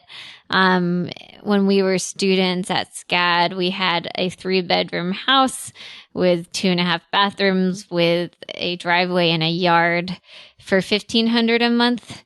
Mm-hmm. And in LA, we had a 600 square foot 1-bedroom apartment. So that kind of shows you how quality of life will be adjusted kind of moving to these bigger cities. Yeah, and sort of related to this topic, one of the questions we got was, is it smart to move where the work is before you have work? And that is like a very common question. And it's something I remember I kind of grappled with coming to LA. Was I like, should I try to get a job in LA before moving here? And of course, that's what you do, right? You try to apply for jobs when you're not there, because it's obviously better. It'd be ideal if you could get a job and then move thereafter. But what you learn is it's really, really tough when you have no experience to get a job outside of where you're at. So it's really case by case, like a lot of the answers that we have here. Yeah. Unfortunately, it's not a simple answer. We would say kind of investigate what the cost of living is, like kind of Katie mentioned with Zillow, and see what you're able to afford. And if you can afford 6 months of unemployment in the place you want to move, maybe it's worth it. But it's a risk. It's totally kind of up to your personal situation. Yeah. And I think we mentioned this a little bit in applying to jobs, but you don't necessarily have to disclose your location immediately when you're applying to jobs, if you are willing to move kind of at the drop of a hat. So you can certainly apply to things out of state. And unless it's an absolute requirement, if there's a form or something, you can kind of choose not to disclose that information immediately until you're required to. And then you don't kind of lose you don't kind of lose out on them only prioritizing local candidates. But generally, it's all about risk tolerance and kind of your faith in your ability to get a job. I did want to add to, I'm thinking more about kind of the numbers I was quoting. There are ways in these big cities for sure to pay less than Ben and I kind of paid along the way. Like, we know friends that share like a house, and somehow, because of the number of people in that house, their rent is more like $400 a month. That's probably more of a rare situation in the city here, but it is possible. And then on the opposite end of the spectrum, we know friends who have a studio apartment for $2,000 a month and are paying like way more. So there's a range. And again, just check out those websites to give yourself an idea. So one of the other questions we came across that kind of fits under this umbrella of living expenses is somebody asked that in terms of budgeting for transportation, is a car the only real option in LA? And I think years ago, the answer would probably be yes, but now we would say probably no. It is not the only option. That being said, all of us have cars and drive to work every day, so we would say it's our preferred method. But we do definitely know people who have made it work living in LA for, in some cases, years without having a car. And either they were able to live close enough to work that they could bike or walk there, or they just dealt with doing like Uber every single day, or like Uber Pool or something. So it's a little cheaper, but they just have to budget a little more time for getting to work. So in short, the answer is no. It's not an absolute necessity. We know there's this big stigma with LA that, if you don't have a car, you can't live. That is not the case. A car certainly makes things easier, but it is not a deal breaker if you don't have the kind of money just sitting around to get a car immediately. Yeah, I guess more specifically, just riffing off of what you said, if you're not going to have a car, then we highly, highly recommend that you live within biking or walking distance of work. That's kind of the requirement if you're not going to have a car. Otherwise, the public transit system is just not there to support any distance beyond that, because you might be looking at multiple bus transfers and it could take you an hour and a half to get to work for a drive that could take you 20 minutes or something like that. Right. So that's kind of the giant caveat, is if you're not going to have a car, then you absolutely have to prioritize living to work as closely as possible. And you may be sacrificing things like being able to meet friends at a restaurant that's not in your neighborhood or something like that. But then in that situation, again, you could Uber, like Ben said. Yeah, and people who freelance, this is kind of an ideal situation because, you're working from home potentially, and you might, the thing that you gain from not having a car is you don't have these insanely high insurance rates that we all pay per month for being in LA, and you're not paying off your car, you're not paying gas, you're not paying maintenance. So I'd actually be curious to do the math on whether having a car versus Ubering, what's cheaper, because, my gut says, okay, Uber's going to be expensive, but actually, when you factor in all the costs, I don't know if... That's a good question. So that's why maybe it's worth doing the math, but I certainly know people who freelance in animation in LA that do not have a car, and it financially makes a lot of sense for them. Moving beyond transportation and onto food. I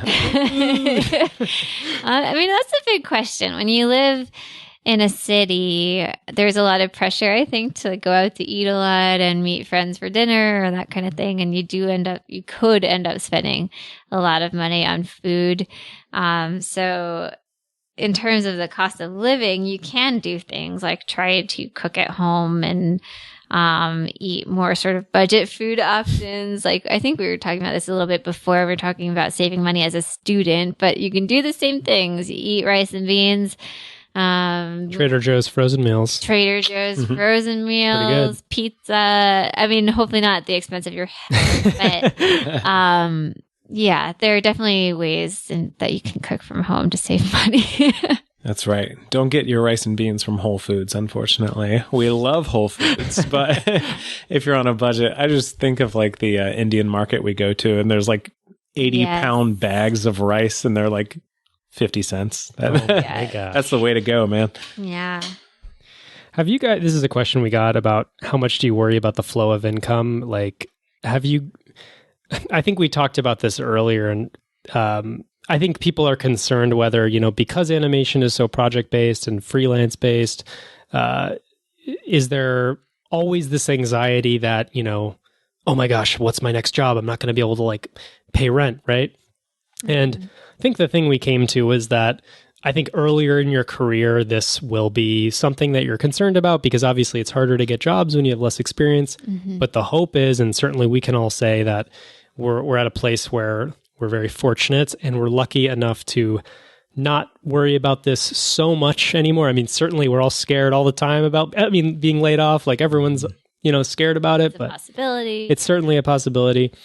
But I don't know if you guys have anything to add to that. Is that... Yeah. I mean, I think we can be honest and say, we technically all have end dates, and that's something that, it's a little scary to think about. But generally, I think we feel fairly secure, and typically people kind of get extended, fortunately. And it's not something we super worry about at this time, but things that can kind of help alleviate that fear are things like an emergency fund. And actually, this is going beautifully into number 10. Oh my gosh, it is. Yeah, which our very last question is, what do you do if you get laid off, and how do you make enough money between animation gigs? Like, help me.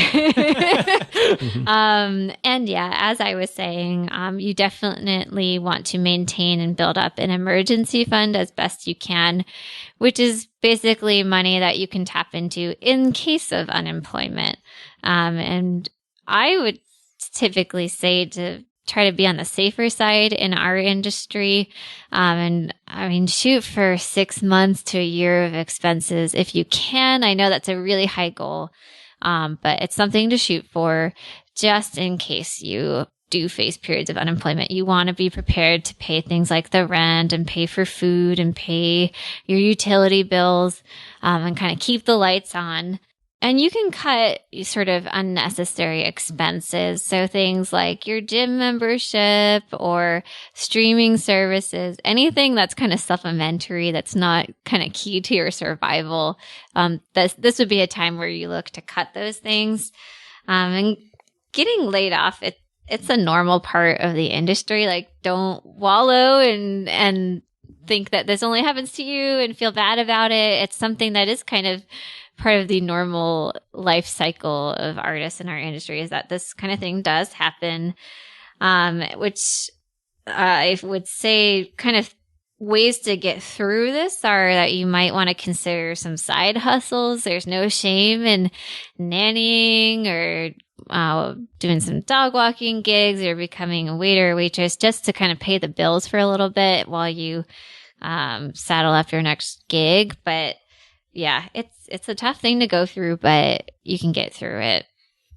Yeah, and in this topic, I think we mentioned this in other episodes, but I mean, if you're laid off, definitely look into the unemployment insurance of your state, because it's something, as a taxpayer, you pay into this, and it's for you. It's for, in our industry, when a lot of people get laid off, that is a resource that people should use. I think it's definitely helped me in cases where I've been laid off, and it's certainly not something to be ashamed of using. I think there is a little bit of a stigma with it, but you should use it. Yeah. Also, another thing to keep in mind with, how kind of common layoffs are or can be in this industry is that it's always good to be networking. I know there's kind of a tendency that if you've got a really nice gig or a staff position somewhere, there's a tendency to kind of clam up and, not talk to other studios or recruiters, or, if a recruiter reaches out to you, I would say, even if you're comfortable where you are, be very nice and respond and say, hey, I'm not really looking for anything but right now, but I would love to stay in contact. And, ultimately it can be such a feast and famine industry that it's best to just have this big network out there and kind of always be talking to people. And this is something we've touched on in past episodes, where you want to play the long game. It's not always about, what job I have right now, and that's the only thing that matters. So, of course, sometimes layoffs are unavoidable and periods of unemployment are unavoidable, but you can certainly make it much better for yourself by casting a wide net. And so that if, unfortunately, things don't work out for you and you get laid off, you have multiple recruiters or HR people you can reach out to and say, hey, I'm available now. And I would, if you have anything available, yeah, it's just it's extra insurance for you, because not only if you're just laid off, you never know when you might want to change up of some kind in your career. So it's good to, networking doesn't stop when you get your first job out of school. It's kind of this career long thing that you should always be doing. Tip jar. So this episode, our tip is all about personalizing hotkeys in Maya. What's that? So hotkeys it's basically like a key on the keyboard that you can assign a process or task to, and it's something that you do to make your workflow just that much more efficient. So do you guys have any hotkeys that you use all the time or that you couldn't live without? Definitely have one for framing, like next frame, previous frame. Yep. I know that one for sure. And I have a playback one. I mean, those are kind of obvious, like play, pause, frame forward, frame back. Do you have any, Ben? I have a quick one for, I think it's called the same, like mirroring, selecting something. Like if I select one arm, but I just want to have both of them selected, I have a hotkey that I can really quickly hit that, whatever I'm selecting will automatically select its corresponding. Yeah, I could see that being useful for like mouth corners or brows, exactly. or like eyelids, that kind of thing. That's exactly right. Interesting. That's great. I'll use it for shoulders a lot. I notice like shrugs and stuff. It just they're usually like really quick little things that are just saving you like a couple clicks. That you can hit this key instead of clicking on these two things, but. And it may not sound super crazy, but if you think about you're on a production for 6 months to a year, and you're using these hotkeys every day, and it's saving you 1 second every minute for. I'm not going to do the math, but it's a lot of time. Yeah. I just set up hotkeys, which I really like just for little things like hiding image planes. Like if I want to hide and show my reference, because sometimes when the reference is showing, it'll slow down the scene a little bit. I have one for hiding and showing the manipulators for the controls. Just because sometimes they can kind of obstruct the character. So I like to hide them if I want to see the character more cleanly. Those are like really tiny ones, but I think they're pretty useful. And I got one from Joe Hallmark, our friend, who's going to be on the episode about online schools versus brick and mortar schools. Yeah. Spoilers. Which is to swap the cameras in your scene. So like you only have one viewport open, because having multiple viewports and cameras can also slow down your scene. So I have a hotkey which can switch between the perspective view and the shot camera, or like the side, the orthographic views, or that kind of thing. Just kind of at the click of a button, it will kind of rotate between those cameras until I get to the one I want. Little things like that. Anything you can do to optimize your workflow, it really will add up to make you that much faster. So with that, we are coming to the end of this episode really quick before we plug all of our fun social media stuff. And Katie is laughing because I've already flubbed this like 9 times, but we're going to get through this one. Get through it. All right. So before I get to that, I want to say definitely stay tuned, because Katie's going to go through her Money Basics 101 course, which is a Katie masterclass in all things money. You're going to be rich by the end of this. I can't guarantee that. Okay, can't guarantee that, but listen. You'll have a better chance of being rich.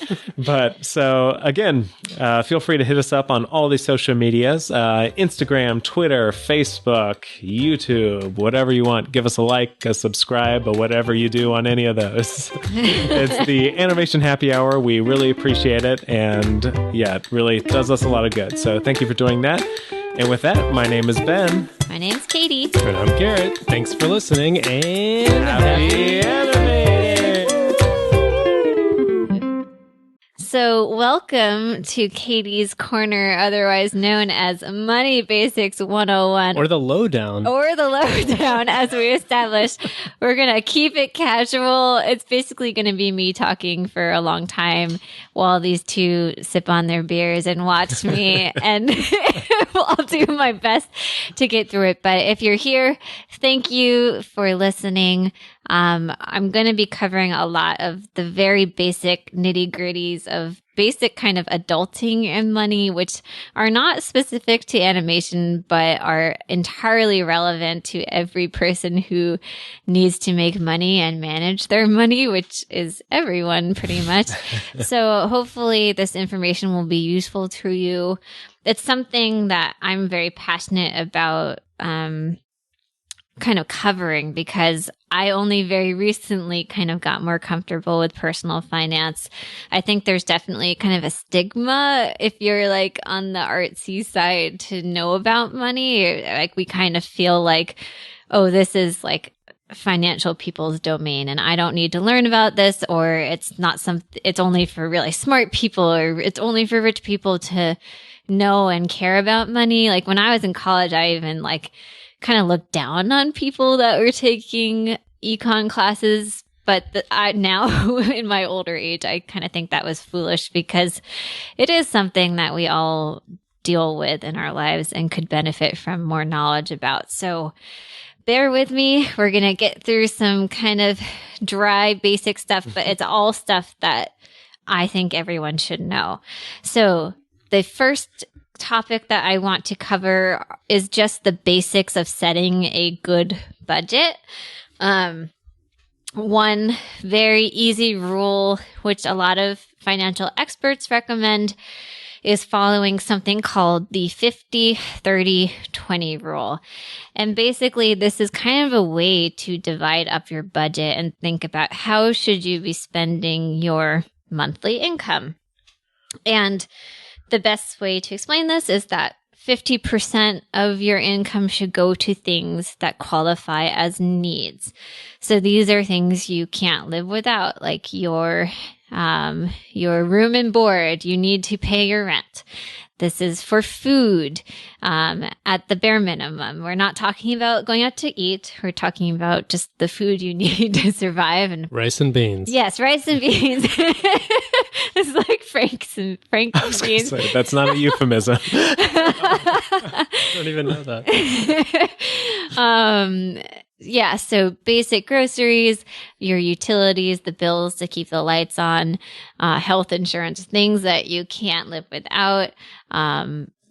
Transportation, I think, could factor in here as long as it's not like you leased like the latest Tesla or something and you're leasing the most expensive car you could, but basic transportation.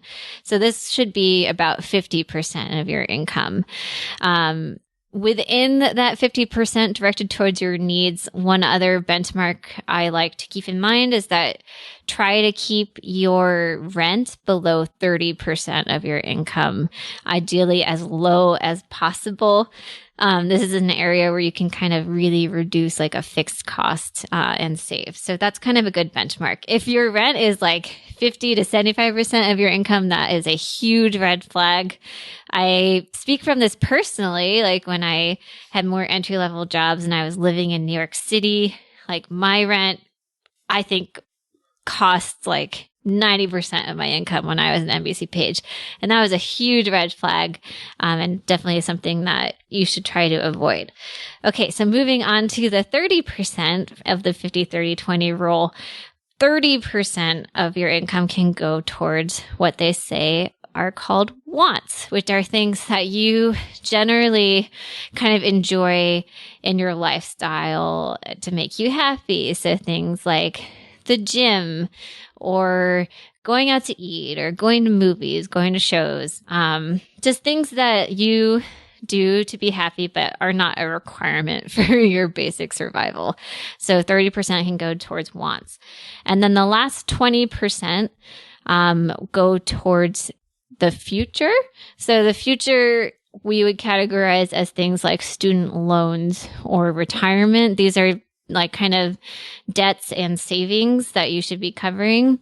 And I think, generally they recommend try to put 20% of your income, towards the future. Granted, if your personal situation is such that you have like very high interest credit card debt or something like that, you can absolutely adjust these percentages to target those things faster. But generally, this is a pretty good benchmark for most people as a way to kind of build your budget out. And I would do things like literally for 1 month, track every expense that you have and see where you kind of line up against these benchmarks and see how you're doing. And you might be pleasantly surprised that you're falling nicely within this budget, but there's something just kind of so reassuring about doing this practice. And you can use apps to help you out. I pretty religiously use an app called Mint to track our expenses. It's a free app where you can link your bank accounts, your credit card accounts, any investment accounts you have. And it's automatically tracking transactions and things like that. Just so I can keep an eye on my finances. And I think it's a good rule of thumb to try to check on your financial situation as often as you check social media. Like just be very aware of what's going on in your bank accounts, in how much money you're spending, how much money you're saving. It's just good practice. So that's kind of the basics of the 50-30-20 rule. This is something that I've seen time and time again in books and podcasts that I've listened to on money. If you want to learn more about it, I highly recommend you check out the book Broke Millennial by Aaron Lowry. You check out the podcast So Money with Farnoosh Torabi. There's a book I really like called The Millionaire Next Door, which kind of actually set me on kind of my financial journey to learning more about personal finance. So I would say check out those resources if you want to learn more. All right. You guys still with me? Yeah. Yay! Of course. Budgeting. Okay, so moving on. So the next topic that I wanted to cover is what is a savings account versus a checking account. These are basically two types of banking accounts that one would have. A checking account is more for day-to-day expenses, and it doesn't earn interest at all. So the money is just kind of sitting there for you to use. And typically, you'd use this money kind of more for the short term, and you can withdraw as many times as you want within a month. This is different from a savings account where you can't withdraw more than 6 times, and you will actively earn interest on the money in a savings account. I will say that you should pay huge attention to the interest rate on whatever savings account you pick. A lot of the brick and mortar banks, like the famous names you'll see, like Bank of America, TD Bank, any banks that actually have a physical store, the annual percentage yield, or APY, is probably going to be lower. So you might see an interest rate of 0.01%. And that means that you're earning 0.01% on the amount of money in that savings account for the year. And you might literally see pennies returning in interest. Whereas if you compare that to an online bank, you could actually earn an interest rate which is closer to 2% and see real money being earned in that savings account. So I hugely recommend that you check out sites like Nerdwallet or Bankrate to compare the APY, the annual percentage yield of your savings account. The only kind of downside of using an online bank for your savings account is that you might not be able to immediately withdraw that money. There might be a day or a few days wait before you can access that money. So you just want to keep that in mind in case you think you're going to need that money more immediately. But in general, I think this is maybe my number one tip, is to maximize the APY, annual percentage yield, in your savings account, and make your money work for you to get more interest in your savings. One kind of mini pro tip I have about savings accounts is most employers give you the option of directly depositing your money into your bank accounts. And I only discovered this fairly recently, but you can actually automate savings going into your savings account. So you can divide up your paycheck to say, hey, I want 75% of my paycheck to go to my checkings account, and I want 25% of my paycheck to go to my savings account. And that way you're not even thinking about saving. It's just something that's being automated and built in. Similarly, you can automatically deposit money into your 401k if your employer offers that. And that money, again, is automatically withdrawn. So wherever you can, just automate savings. Moving on, the next topic I would love to cover is just kind of the basics of what is a credit score. I remember being younger and seeing commercials like, what's freecreditscore.com and why do I care about my credit score? Basically, a credit score is something that you might use to apply for a loan or a mortgage or a credit card or even a lease for your next apartment. It could also be pulled to apply for a car loan, things like that. And what the credit score is It's going to sound a little weird and arbitrary, but there are these things called credit bureaus with names like Equifax, etc.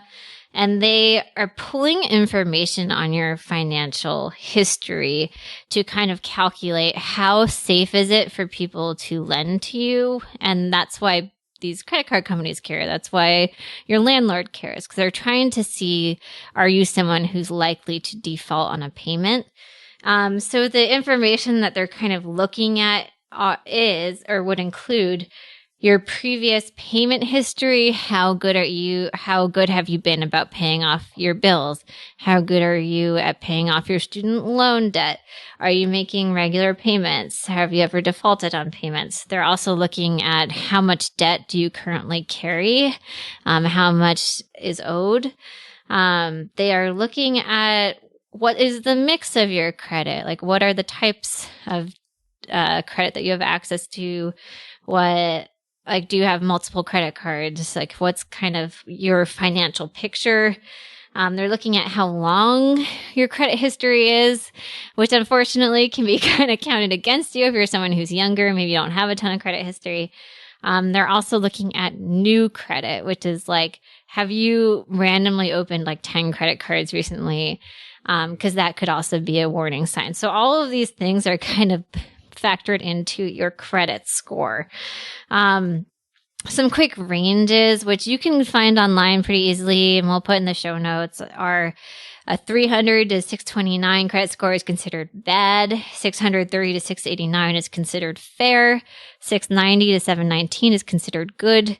720 to 850 is considered excellent. I love how arbitrary these numbers are. For what's considered excellent, they couldn't just do 1 to 100. It's just 1 to 850. Yeah. I don't know. Is there a reason for the numbers like that? Do you know? I don't know. So weird. Good question.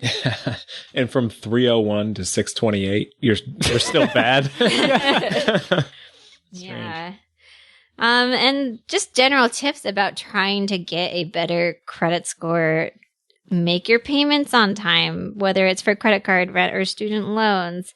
I would even consider paying off your credit card every other week, so you're paying it off twice a month. Because one little nuance is that these credit bureaus can pull your information at any time of the month. So they might pull it right before you're about to pay off your credit card.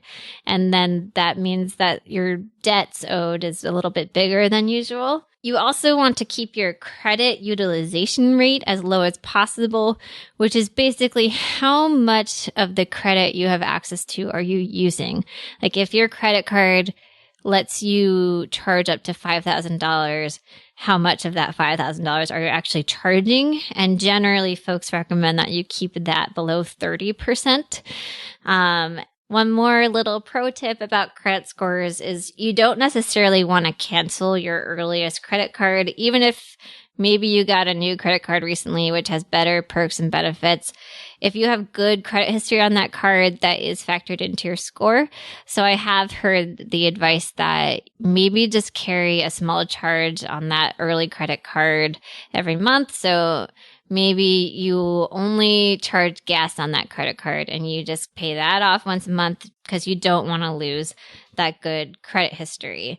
I want to end this topic by just talking about some little nuances and myths about credit scores, which I've been confused about in the past.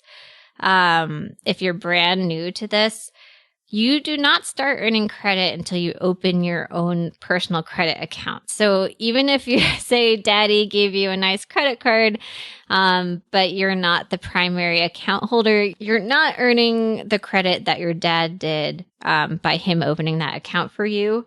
Another myth is sort of this idea that carrying some credit month to month will boost your score. I've heard this because people think that credit card companies kind of want to know if they can earn interest off of you. So maybe that pluses your score. But in general, it is way better practice to just pay off your balances consistently. And it's, I think, a little too dangerous to carry balances month to month and earn interest on that. Just pay it off. And the next myth I wanted to address is that opening a new card will hurt your credit. I know people have been kind of dissuaded from opening like a new credit card because you're worried that your score is going to take a hit. But if you're not actively going to be using your credit score soon for something like applying for a new loan or applying for a new lease, you don't really have to worry about your credit score taking a hit. It's probably just going to be a few points, and the pros that you could earn from like a better credit card that's more suited for you are probably higher than your credit score taking a hit. But giant caveat, it can be dangerous to open a bunch of new credit cards all at once. That is something that they're keeping an eye on. So beware of that. Okay, so directly connecting to credit scores are credit cards. And I wanted to talk about a few things with credit cards. The first would be, how do you find a good credit card for you? There are a lot of really great websites where you can kind of talk about or enter in certain search criteria, like maybe you want a travel card, maybe you're brand new and you want to look up what are the best cards for a young person or someone who's new to credit cards. These sites, I would say, are websites like Credit Karma, Nerdwallet, Forbes.com. And keep in mind that when you're young, because you don't have credit history, you probably won't be able to qualify for the best credit cards on the market, but you can still hopefully find some pretty decent ones to build credit with, and then kind of move up from there. As you start to use credit cards, maybe you'll start to grow or accrue credit card debt. And you should know that credit cards earn much higher interest than things like student loans or a mortgage. Typically, credit card interest rates can be things or could start at like 15% plus. So it's any debt you carry on your credit card is going to accrue and grow much faster than these other types of debt. And you'll hear terms thrown around like bad debt versus good debt. So bad debt is very high interest debt like credit card debt, and good debt is low interest debt like student loan debt, or in some cases a mortgage. So we typically recommend, or financial experts recommend, that you pay off your bad debt before the good debt, or prioritize that, so you don't lose money on that interest. Say you have a ton of credit card debt. What can you do to help pay that off? One option that you might have heard of is a debt transfer. And this can be a useful tool for paying off credit card debt, but it comes with a giant kind of clause or disclaimer. So you'll see that a lot of credit cards and banks offer debt transfers, which essentially say that they will take over your old credit card debt at a 0% interest rate for a specific time period. So maybe you're transferring your debt at a 0% interest rate, and you have a year to pay that off from the time of signing this new credit card. But this is a little dangerous because if you do not pay the debt off in that time period, usually what happens is once that time period is over, the new credit card hikes the interest rate even higher than your old credit card. So you have to be very sure that you can pay off the debt in that amount of time if you're going to consider this option. It can be super motivating and extremely useful as a way to kind of press pause on the interest. But you just have to be ready and disciplined to pay off the debt if you're going to use this. One thing I wanted to mention with credit cards is do your best to stay on top of your payments, because you don't want to accrue interest. Keep track of your spending with the apps that we were talking about. This is also very useful for kind of catching fraudulent charges. I've actually caught a couple of cases of fraud on my card just because I'm very vigilant about watching the spending on my card. And I noticed a transaction that I absolutely did not do, and called the credit card company to alert them. So it's very useful just to be on top of it for that reason. And you can most credit card companies offer an option where you can automate payments. And that's a really easy way to keep track of your spending and make sure that you're on top of your bills. So the next topic I wanted to cover is just kind of basics of saving for retirement. I wanted to talk about this topic because the younger you are, the easier it is to save for retirement because of the power of compound interest. So I wanted to kind of express some real world numbers about how much you would actually have to save if you start saving at age 25 versus age 50. So I'm going to read out some numbers, and this is all based on the very optimistic scenario that you can save $1,000 a month, which is $12,000 a year. So if you can do that and you start saving $1,000 a month at age 25, upon retirement age, with a 4% rate of return for the year, you could have $1,309,526. But let's say you do the same thing and you start saving $1,000 a month at age 40 with a 4% rate of return, you would only have $583,758. So that is less than half of what you would have saved if you had started at age 25. So those are just some numbers to show you just how powerful compound interest can grow. So if you find that, you know, your grandparents are giving you graduation money or something, and it's not money you immediately need to spend, maybe it's a good idea to start saving that money for retirement if you're young and you have extra money. I will include more numbers in the show notes just to kind of give comparisons of if you start saving this much and when. But just know the younger you start, the easier it is to hit your retirement goals. Yeah, it's pretty crazy to see these numbers because you realize how much time is on your side. We always think of retirement as something that you don't have to worry about until you're older. But if you don't worry about it until you're older, you're going to be playing catch up, and you can really get ahead of the curve the earlier you save. So tying into the retirement topic is kind of the basics of investing. I want to caveat again that I am not a financial advisor. I'm not a certified financial person, or what is it? CFP? Certified financial planner. Yes, I am not a fiduciary or official by any means, but there are some basics of investing that I feel comfortable covering.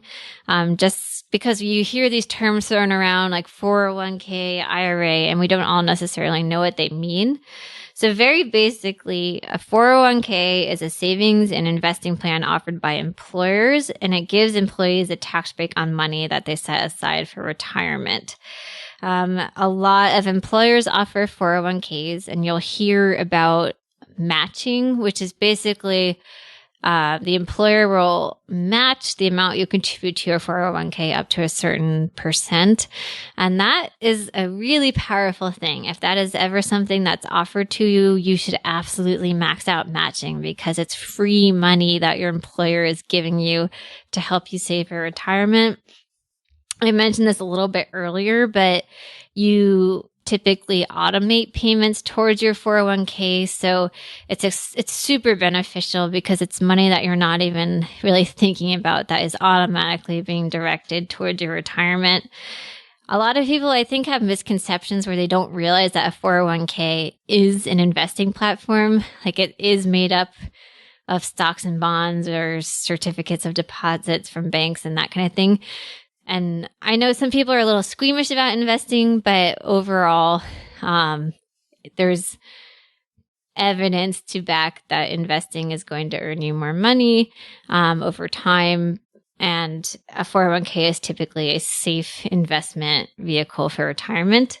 And you can, depending on how the market's performing, you can kind of expect an average rate of return between 4 and 8% on your retirement savings. So that's why you do not want to just let your money sit in a checking account and never earn interest, because you are missing out on really valuable, again, compound interest that can be used to work in your favor. One other detail about 401ks is there is a contribution limit, and this is something that they adjust kind of annually, but This year, the contribution limit is $19,500. I'm sure that sounds like a lot of money and it's hard to hit, but it's a good goal to try to max that out. And one like very nuanced detail about this is the more you're contributing to your 401k, the lower your income taxes are going to be. So I'm not great at crunching the numbers when it comes to like maximizing your tax benefits, but that's a pretty good important detail to think about. Is it worth really quickly bringing up in very like explain like I'm 5 terms of 401k? It's like if your weekly paycheck is $1,000 and you set aside 10% for your 401k, that means 100, did I say this right? $100 will be deducted from your paycheck. Basically, you won't see that $100, right? Like you'll get $900 and then the $100 just goes away. You don't see it. And if you're lucky, your employer, will match potentially 10%. So they'll put in a $100 of their own money. Is that how it works? Yeah, usually they'll match what you contribute dollar amount up to a certain point. Great. And it's specific to each employer, but it's usually a dollar amount up to, like 10% or whatever it is. But you do not want to leave that money on the table. You absolutely want to earn it. Some little things about the 401k that I'll mention quickly, which I know caused me a lot of anxiety as I was entering the industry, are like, how do you even sign up? And what do you do if you switch employers? But basically, when you first sign with a company, they'll probably ask you if you want to opt into the 401k, and it's usually pretty simple. If you are moving from company to company, you can do what they call a rollover, where you can roll over your old 401k into your new 401k. And usually that just involves calling the company and saying, hey, I want to roll over my 401k into I just switched jobs and I want to roll it over into my new one. And they can assist you with that. So don't be scared of those logistics and let that make you miss out on the money. So just kind of soldier through those kinds of anxiety inducing things and get the money that you deserve. If your employer doesn't offer a 401k, there are other retirement accounts that you can look into. There's something called an IRA, which is an individual retirement account, and you can use an IRA to invest in stocks, bonds, and other financial assets. And you can open an IRA account with a bank, with a broker, with an online app. And there is, again, a contribution limit. I think right now the contribution limit is $6,500. This is year 2020 in case you're listening in the future, but, that's something to keep in mind. And you'll hear a couple of terms thrown around like a Roth or a traditional IRA. So a Roth is taxed when you put money into your IRA, and a traditional IRA is taxed when you take money out. This is definitely dependent on your specific financial situation. Roths are kind of incentivized for people that are making less money, because it is kind of tax advantage towards lower income folks. I think there's an income limit. Like if you're filing as a single person, you can't make more than $124,000 in a year to qualify for a Roth. And the benefit basically is the likelihood that your tax status is going to go up in the future. So you'll probably be in a higher tax bracket than you are right now. So if you have a Roth, then you're getting taxed at your current rate. So when you're an old person, hopefully, you won't be paying those taxes when you take it out. And a traditional, you will pay taxes at the end. So it's just something to keep in mind. I'm running into a unique situation where for the first time, and it's a good position to be in, I no longer qualify for my Roth IRA. So I have to look into converting it into a traditional, but it's just some logistics again that you have to deal with. But it doesn't mean that the money that I earned in my Roth earlier is lost or anything. I just have to kind of figure out the specific tax ramifications of converting it. Yeah, so that kind of covers the basics of an IRA and a 401k. You can have both. I have both. So you do have both retirement vehicles open to you. And they're both like nice kind of tax incentivized ways to save money for retirement. And if you're still with me, I've got a couple more ways to save money for retirement, or actually 3 ways. So one other kind of easy way to save a little more than average than you would in your savings account is to consider a CD, which is not what we listened to in the 90s. But I'm trying to... The kids. You're becoming an accountant as well. I'm trying to lighten it up, but okay. So a CD is a certificate of deposit. And it's basically a secure form of time deposit where you make an agreement with a bank that your money will stay in the bank for this period of time, and they will give you a promised return of interest. So no matter what, you will get your money back and it will earn interest. You just can't access that money in that time period.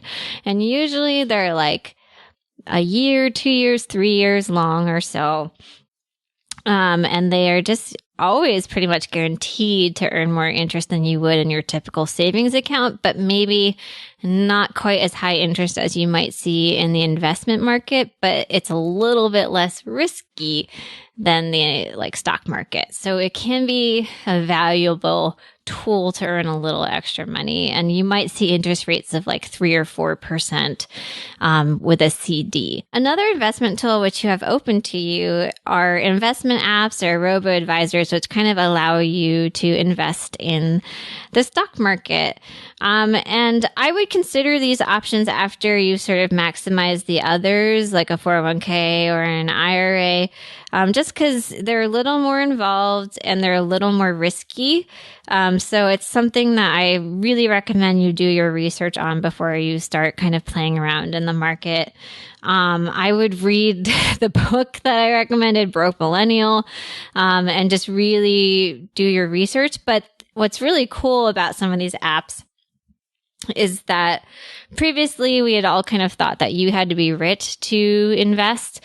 But no, you can really invest small sums regularly and start earning greater interest on them just through these apps. One that I use, and I'm not being paid by them, I'm not plugging them specifically, but just because I've kind of used it to kind of break into investing, is I use the app Stash. So I recommend you check that out. I have friends that have used Robinhood and Acorns and Ellevest, and there's all kinds of options that are being specifically targeted towards our age group and our demographic.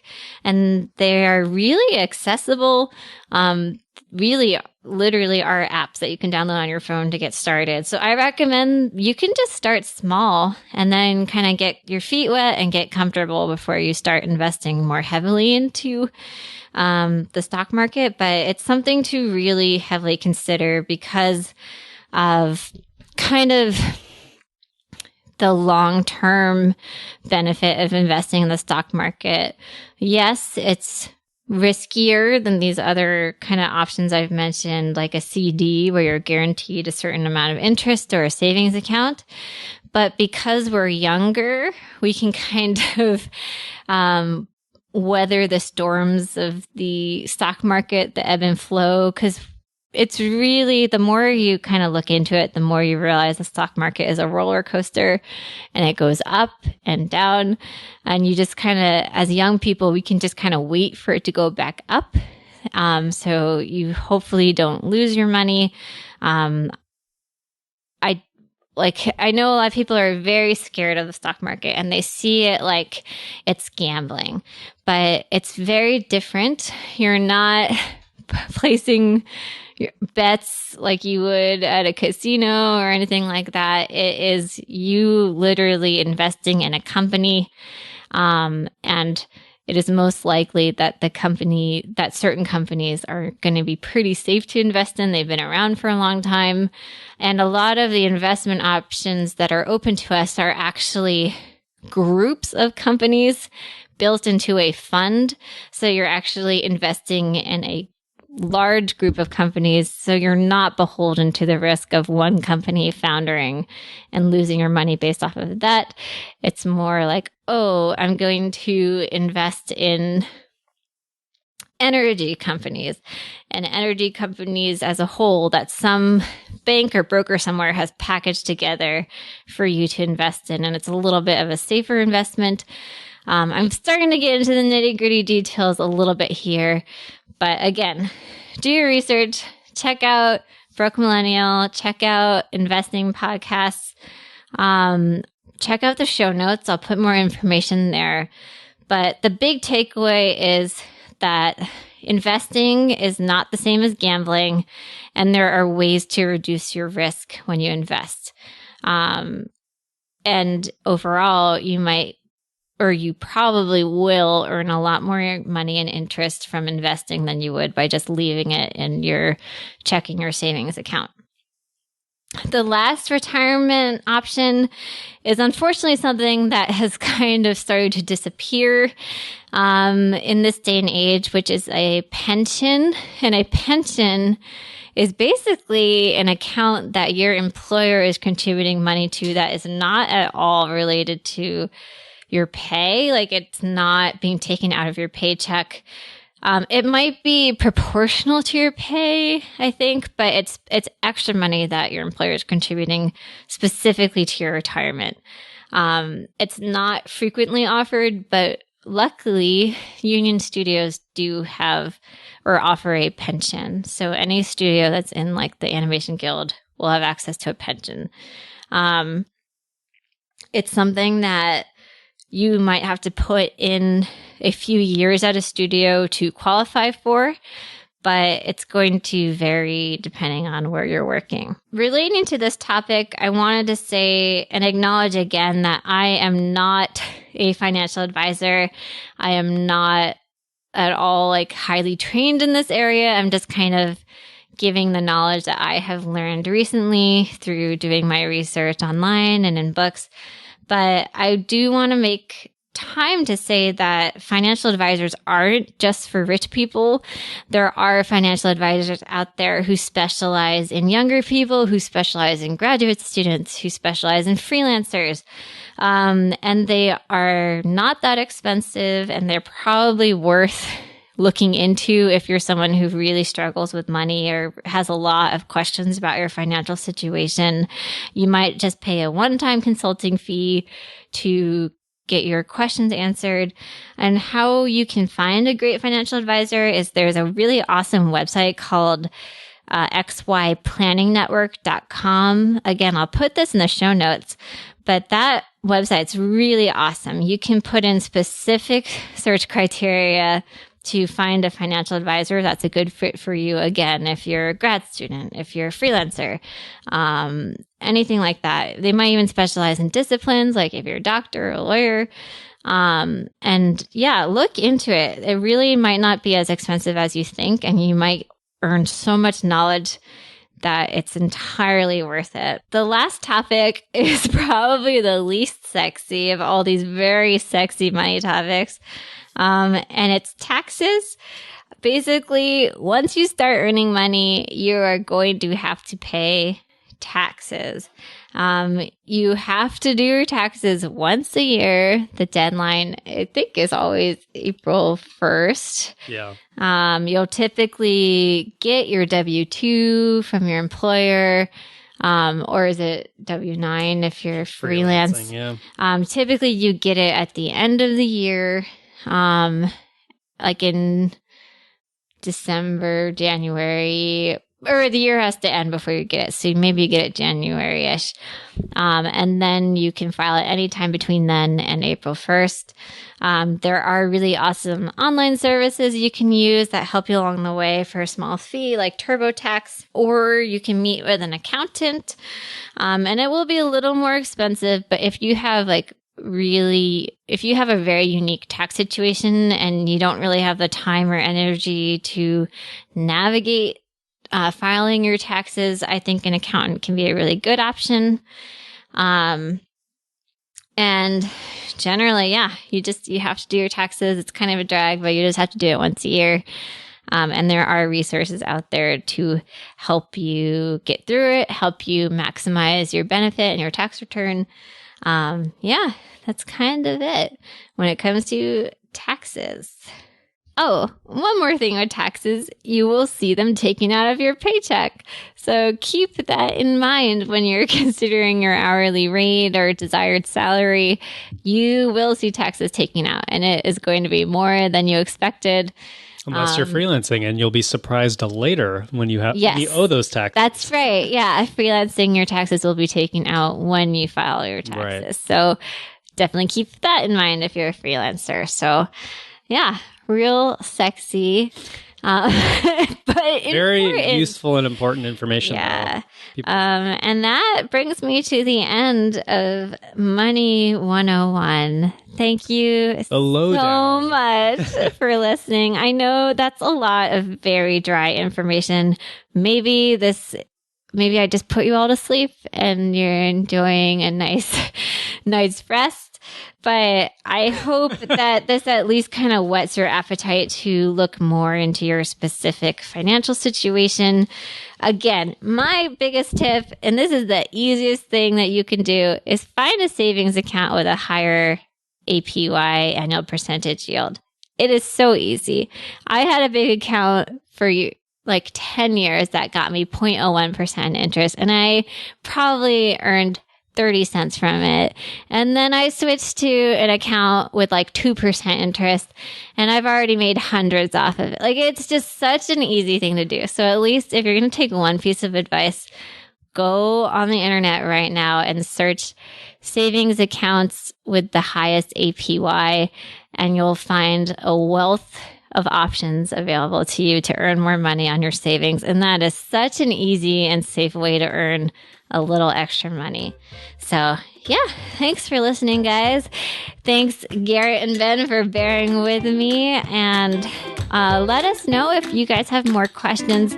I'm not a financial expert, but maybe I'll have experience that I can help with.